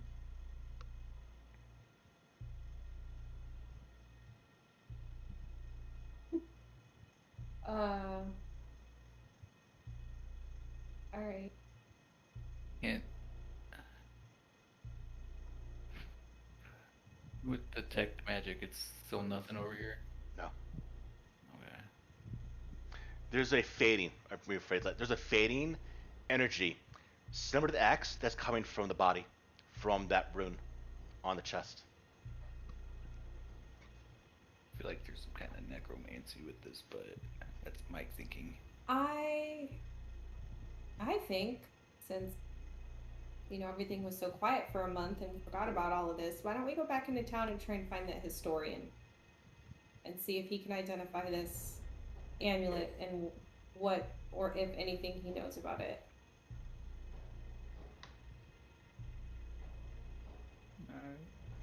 I think we checked everything here, and there is nothing left to find or check out, I guess.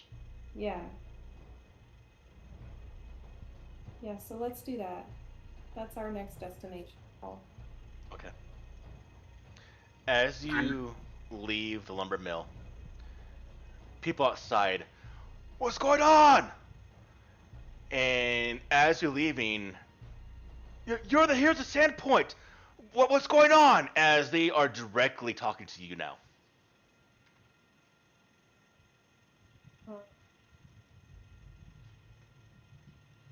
There's nothing going on there. We were just asked to check it out. What happened What do you here. mean there's nothing going on? Why are there so many guards here? Listen, when it comes time for all of you to be made aware of what is happening here, we will tell you. Until then, you need to trust us and know that you need to go home and stay out of this. You could be potentially putting your lives in danger. Go home. Give a diplomacy roll. natural one. Rude. Sorry. Calls it how he sees it. Ha. We deserve to know. This is our town. And the guards go, listen to her. She knows what she's talking about. She's saved this town. Go home, everyone. And people, not everyone, but a large section do kind of filter on back to their homes. Okay.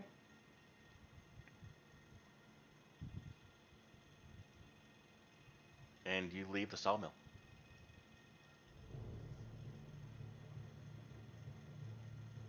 Several clues leads by Hemlock, as well as the sage now. Talking to one of the guards quickly tells you the sage is at spot number 8 by the old lighthouse.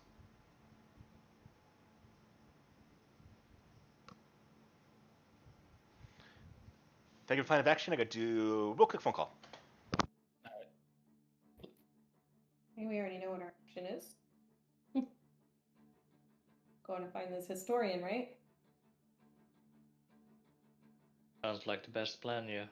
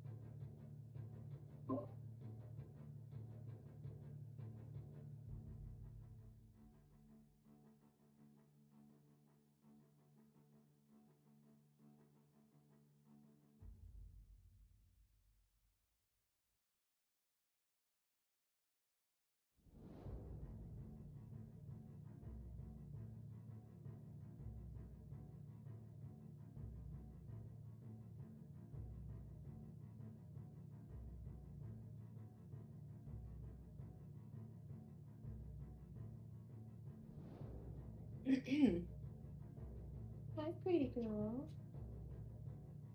Hi, pretty girl. Okay.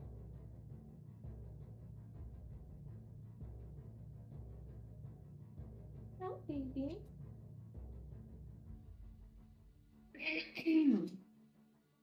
Hi, baby. Hi, baby girl. Yeah. Hey, hey, hey, get out of there. Stop it. Don't lick her coochie. Grosso. Grosso.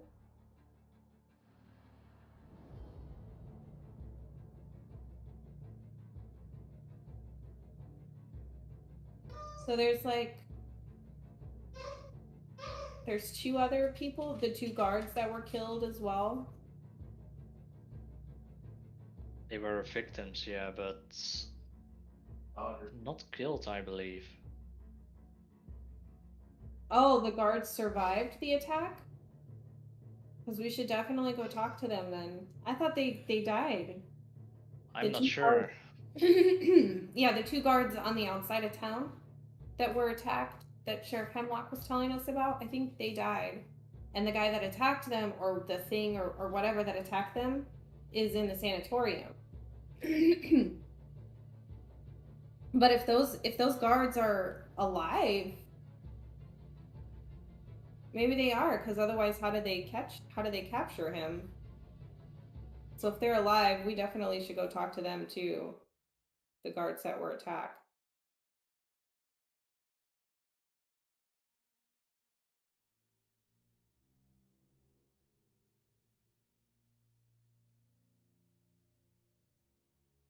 Do you guys want to do that first, or do you want to talk to the historian first? I feel like we needed some understanding of what's going on. Okay. So who do you want to talk to first? I would like to talk to the historian first. Because I feel like We could the also split sooner- up, of course, here. Yeah, but Yeah, we're in also, town.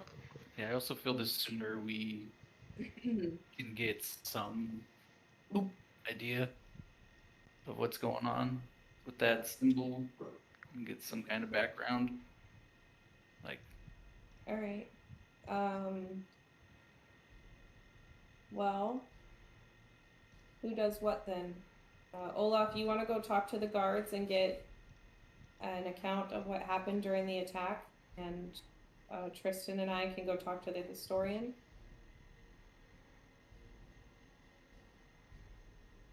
Yeah, I think you guys are better at the magic stuff. Okay. showed Okay. Jenny a magic trick the other day. I love how both of them just smiled because they both knew not to ask what it was. Yeah, I got a feeling that's something I want to talk about on stream. Anyway, so that's our plan of action, Paul. Tristan and I are going to go find this historian to talk to, and Olaf is going to go talk to the guards that were attacked outside of the town. They're still alive, right? Yeah. Yeah. So yeah, that's our plan, and we're sticking to it. Okay. Doug. I got something for being stuck.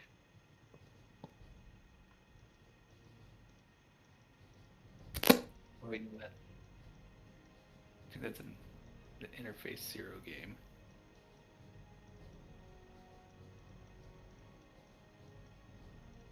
Yeah.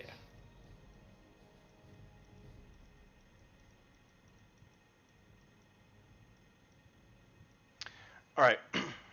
When you go to the Sage, as he's known, The sage. Okay. you go to spot number 8. As you knock on the door, or you go inside, I should say, you see a room that you can see a door that leads to an actual living area, but the actual main large room when you enter into is filled with books, numerous gadgets, and there's lights, torches, because this building falls in the shadow of the old light, the lighthouse, just to the west of this building. And you see, is someone here? One moment, please. And you watch as an elderly man with gray hair, balding head, putting on a couple of spectacles and holding a book in his hand. Just come up from one of the side areas where he's been reading the book. Yes, can I help you? Yeah. We've come across this symbol. We have no idea where it's from. And it's come up in a very unfortunate incident. And we would like to know if you have, like, any kind of maybe like occult knowledge to know anything about this symbol. Well, you might have come to the right place. My name is Broderick Quink.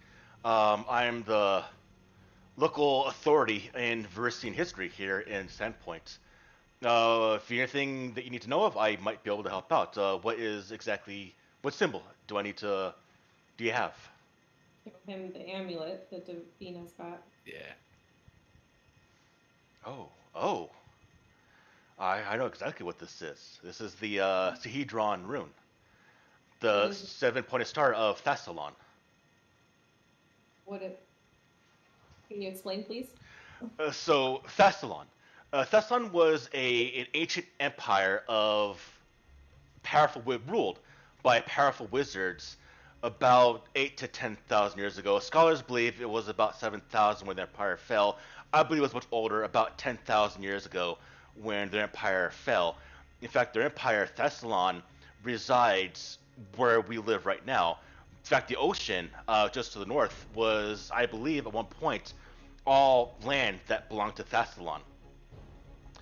But this symbol here, this symbol is a prominent rune that represents arcane magic. The seven-pointed stars represent the seven schools, except divination. For some reason, they didn't accept divination, but it accepts the.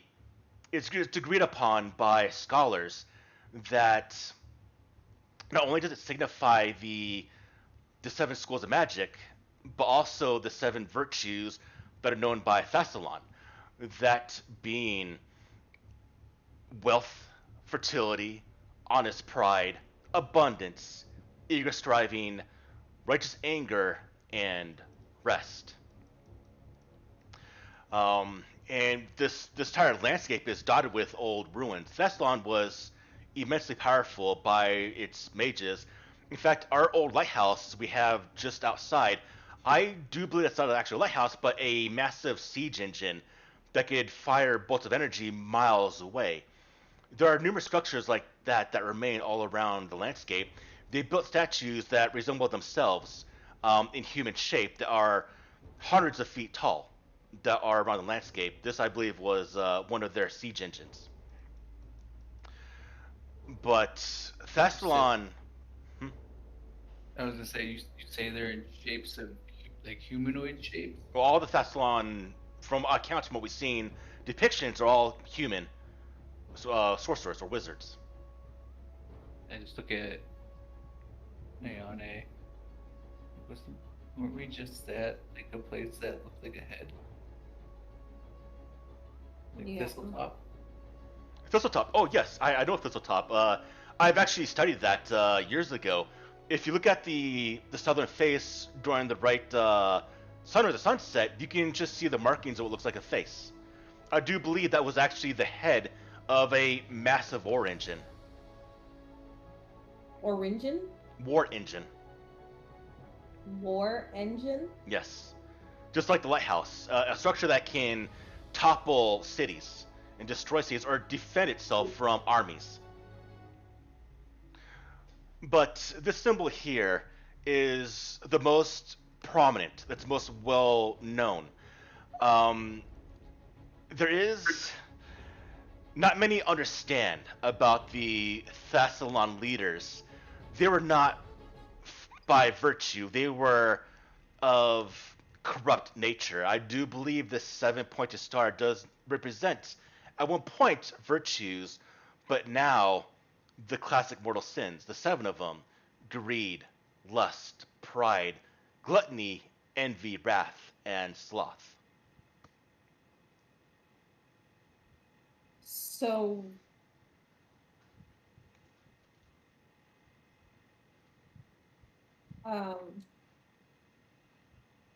hold on. I can only type so fast.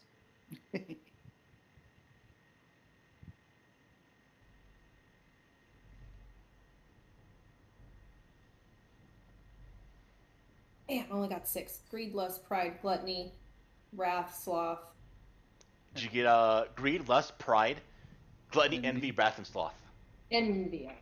Okay, and what were the virtues again? The virtues were wealth, fertility, honest pride, abundance, eager striving, righteous anger, and rest. Abundance, I'll put it in chat. eager striding. There you go. Oh, striving.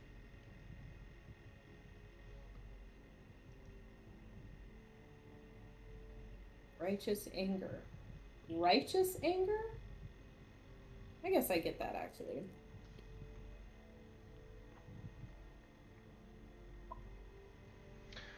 Their ruins dot the landscape because their magic's preserved. There's been accounts where libraries underwater survive because of the magic's preserved the wood and the material. Wasn't that, tanking this top, right? Yeah. Is it, yeah. Yeah.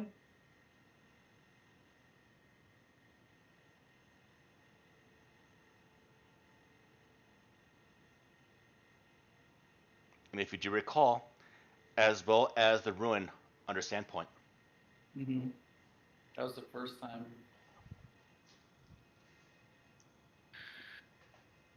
Does that? So where was that ruin at? It The was Glassworks, number 20. yeah, 20. You think about that. We go to Olaf.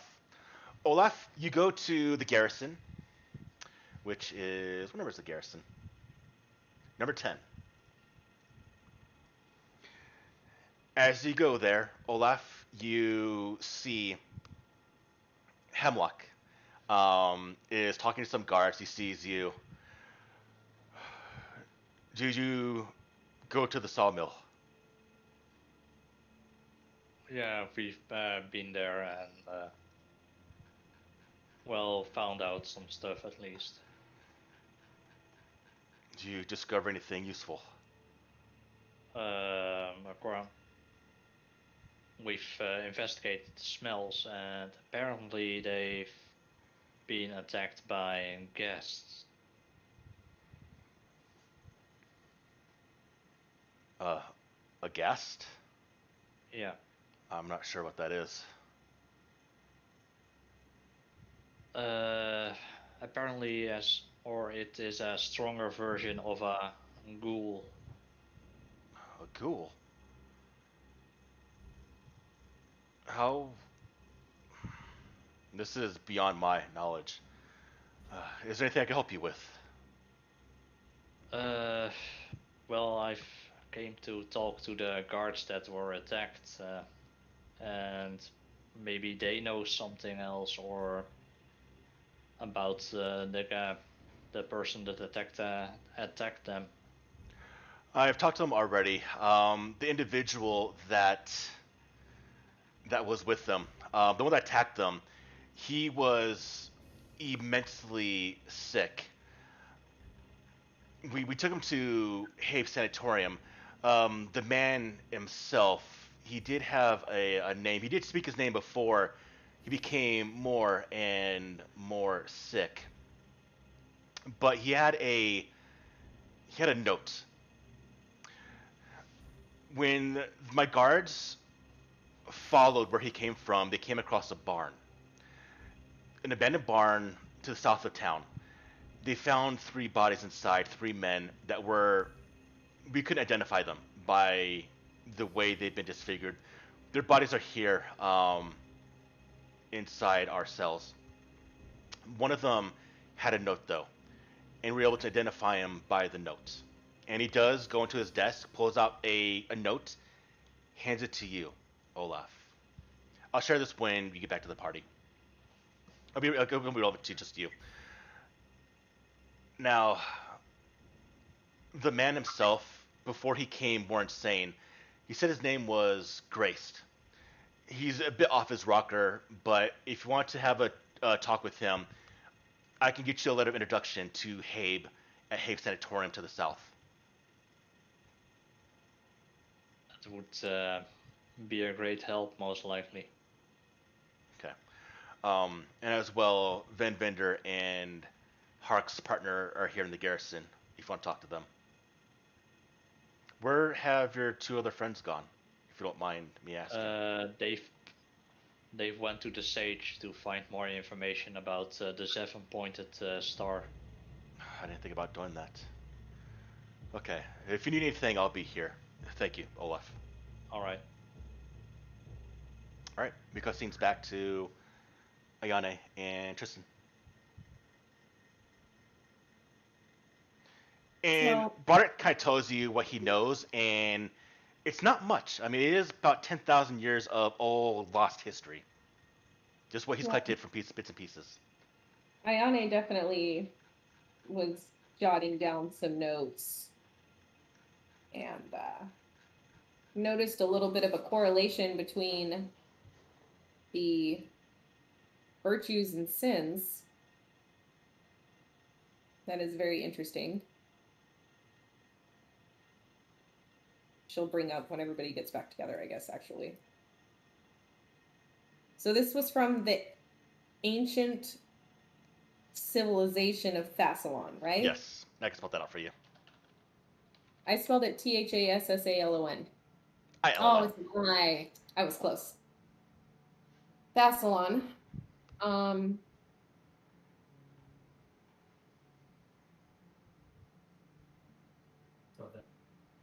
They were a kingdom ruled by all accounts, a single powerful mage of one of the seven schools. So 7 kingdoms of Thassalon. And he also brought up 7 schools of magic, right? Yes. That's the 7 schools of magic, except for there's no records of divination, Right. but the other individual ones.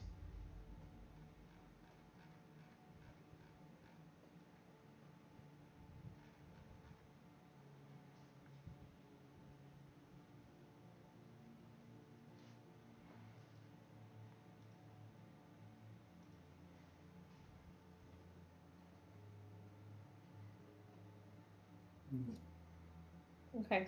And have you ever heard of any cults or anything else using this symbol before? No, I've never seen an amulet like this before.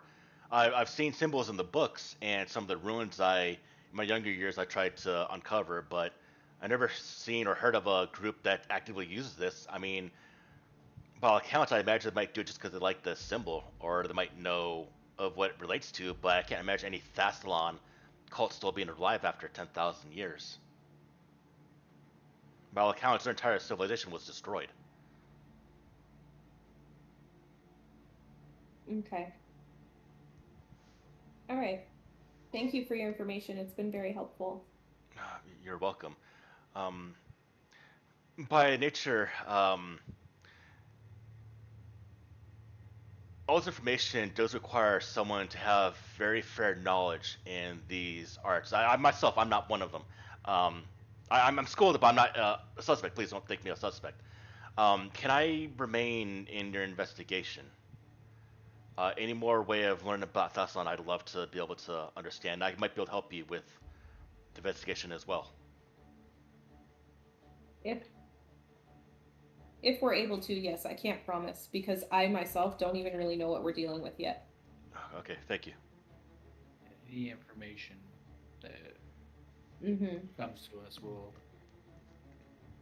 be coming to you if we need any answers or help. I don't think they can hear you. My thing's not lighting up. You're talking too loud. I heard a little Hello? bit. Yeah. Oh, well, you have me muted, so. All right. Thank you. And if that you can, if you want to, you can link up with Olaf. Yeah. Off to my bestie. All right, jump scenes. Olaf, you have the letter in hand, which I'll show you once the rest of them group up. But what do you want to do? You want to head to talk to Van Vinder or the partner of the sawmill, the one that found the bodies? I want to talk to both of them if possible. Okay. So as you go down to the lower cells, the holding cells, is when Ayane and Olaf will link up. And at this point, you can share the information you heard from Hemlock, as well as the letter that was found crumpled in the hand of one of the 3 bodies, also here in the cell in the garrison. It is right here.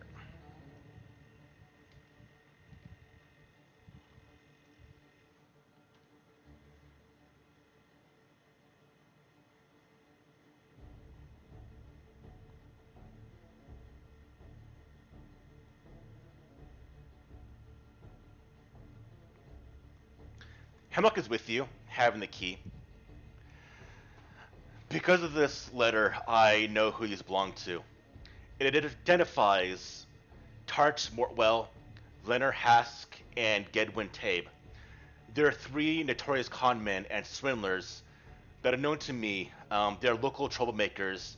I've personally forbade them from operating their con games in Sandpoint. And I'm not surprised that they eventually would find their death to someone for the plans they do.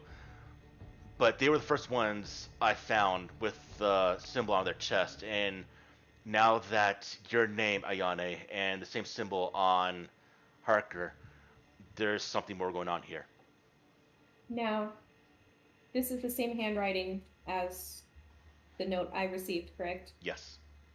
And they're both addressed or signed Your Lordship. Yes. What is the first word on this? Messer? Messieurs? Is Messieurs. it just I think it's addressed to the three men.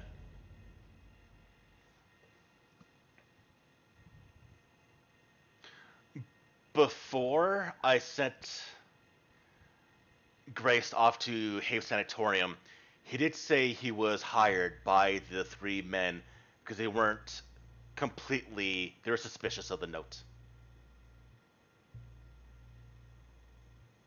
He was hired by them.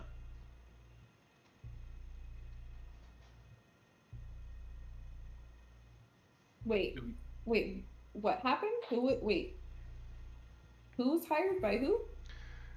So the one that attacked my men, the south of town, was Grace. Grace was the one that led them. He was already in the depths of some insanity when we found him, but my guards tracked where he came from to a abandoned farm, where these three men were brutalized and murdered. The same star, 7-star symbol on their chest. All three of them had the star? Yes, and this note was in one of their hands, crumpled. Grace said that he was hired by them three because they're suspicious of the note itself. But whatever befell them didn't happen to Grace, although Grace succumbed to some type of, I don't know what, maybe he witnessed made him go insane or something else, but with the time we had him before I sent him off to Habes, he became more and more just insane off his rocks. One of the other three, and they were found at his barn? An abandoned barn, not their barn. The Bradley's barn? Yeah, at The Bradley's barn has been abandoned for a couple of years now. Oh.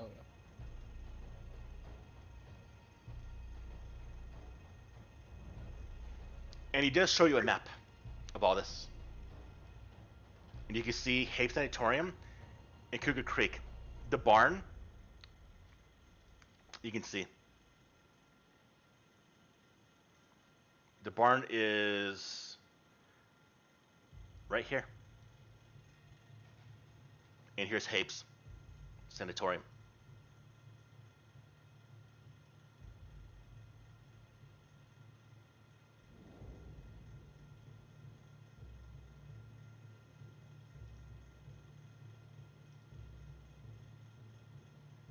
Do we know what these? He said these three men were like swindlers, right? They were Veristian con artists, swindlers, thieves. What does the owner of the sawmill and these three men have in common? You might find information talking to Iberthorn.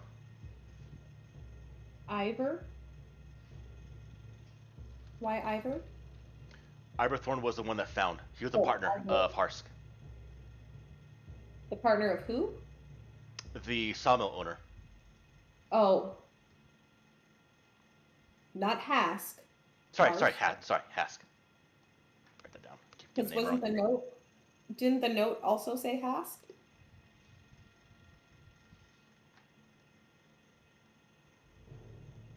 The note said Hask. So the sawmill is owned by Harker. Here, I'll write this down. Make it easy. My famous words. 1 second. Let's see. What's his full name? All right. So, Banny Harker didn't own, but he worked the sawmill.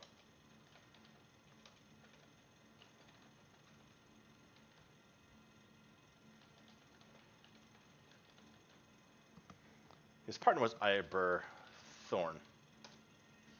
All right. In the note, the three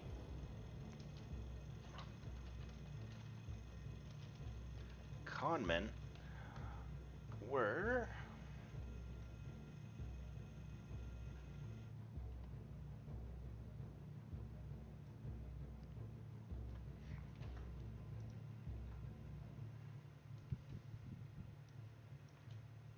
crap.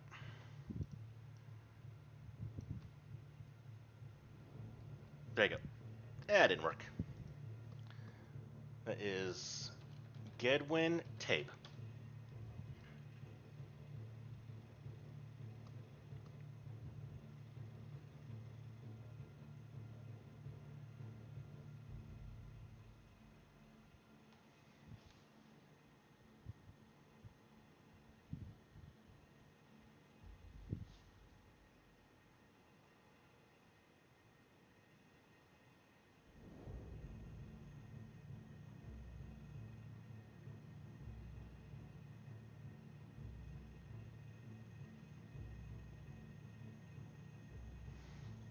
What do you want to do next? Um,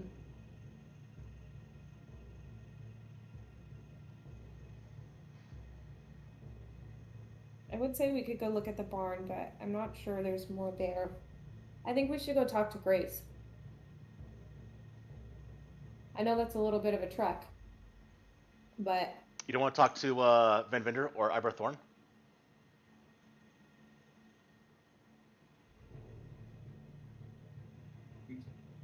Thorn, yeah, we could talk to him before we go, I suppose. figure out some kind of connection. Mm-hmm. I mean, for me, you guys want to talk to Ivor and find out what we can about Parker? I mean, It's he'll tell us that he was also a con man, but we can go just to be sure. And I could be wrong, but I don't know that one way or the other. you could always ask at least if he knows something. Yeah, okay. Let's go talk to Ivor. I don't know that Vin Vinder is going to be in any state to help us right now. I just don't even want to ask him about any of this with what just happened to his daughter. I don't. I think it would be cool. When you go down to the holding cells, Hemlock tells you Iber Thorn's over there. 2 cells over is Van Vinder. End of the hallway, opposite end will be the 3 bodies. And he goes upstairs. You make your way to Iber Thorn's cell. The door's open already, and he's just sitting there with a blank stare on his face, a white shirt that has a bit of blood splattered on the collar, a little bit on his face. Arbor Thorn's right here. He sees you walk in and just kind of looks back down to the ground. Doesn't say anything.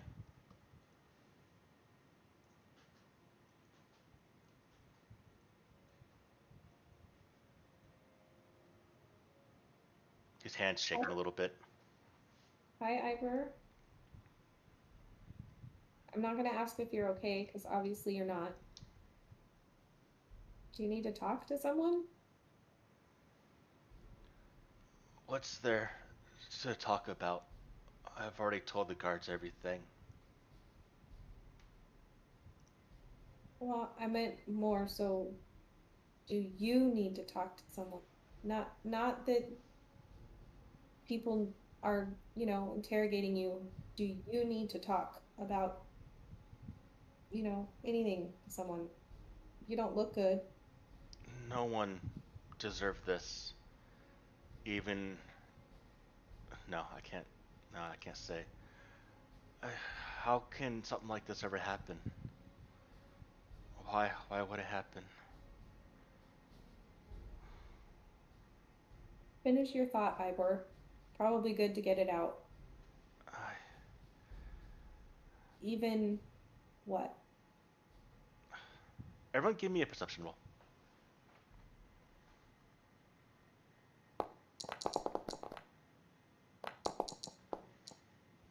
You can tell he's holding something back.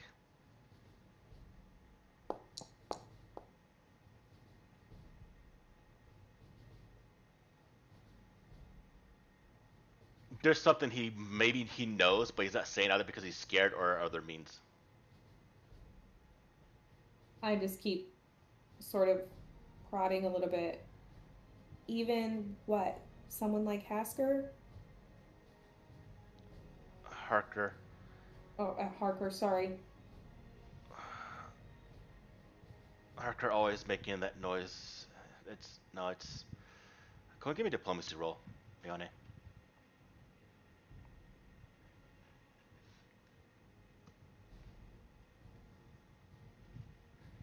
So if I'm trying to convince him to tell me to to finish his thought, can I add to this? Can I walk over to him?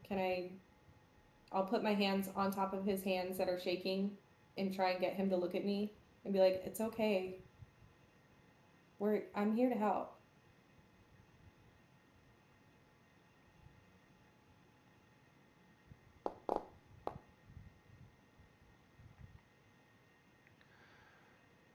It's. I know Harker was making people mad with the sawmill at night. It wasn't to cut wood. It was. He was having trysts with Katrine Vender's daughter. Caught that. But it's. I don't know. I don't think Vender could have done this to Harker. I mean, Harker's has a. Not Harker, Vender has a streak of being very, very angry, holding a grudge for people, and I know he does protect his daughters. He's fiercely loyal to his daughters, but We know firsthand that Vinder doesn't murder for that. I don't, I don't think so. Yeah, But no, doesn't. We know that. Harker, I kind of known, but Harker's been cooking the books for some time. He's been stashing away. I've never been part of it, but he's been skimming off the top of the funds from the wood selling, from the owners of the sawmill, the Scarnettis. They have a record of not being, for being ruthless, reputation-wise, to people um, that are Feel against them. okay. I don't know if maybe they found out that Harker was embezzling money and they did this to him. It's so gruesome. I saw Harker's body. How were the Scarnettis doing that? But Whoever did this, we're gonna find out who it is, and you don't need to worry about it anymore. You've already been very helpful. okay. We're gonna we're gonna handle this. Just go home and try and get some rest. Okay. Okay. Eat He's something. still in shock. Okay. And I think that is where we'll end today's game. Okay.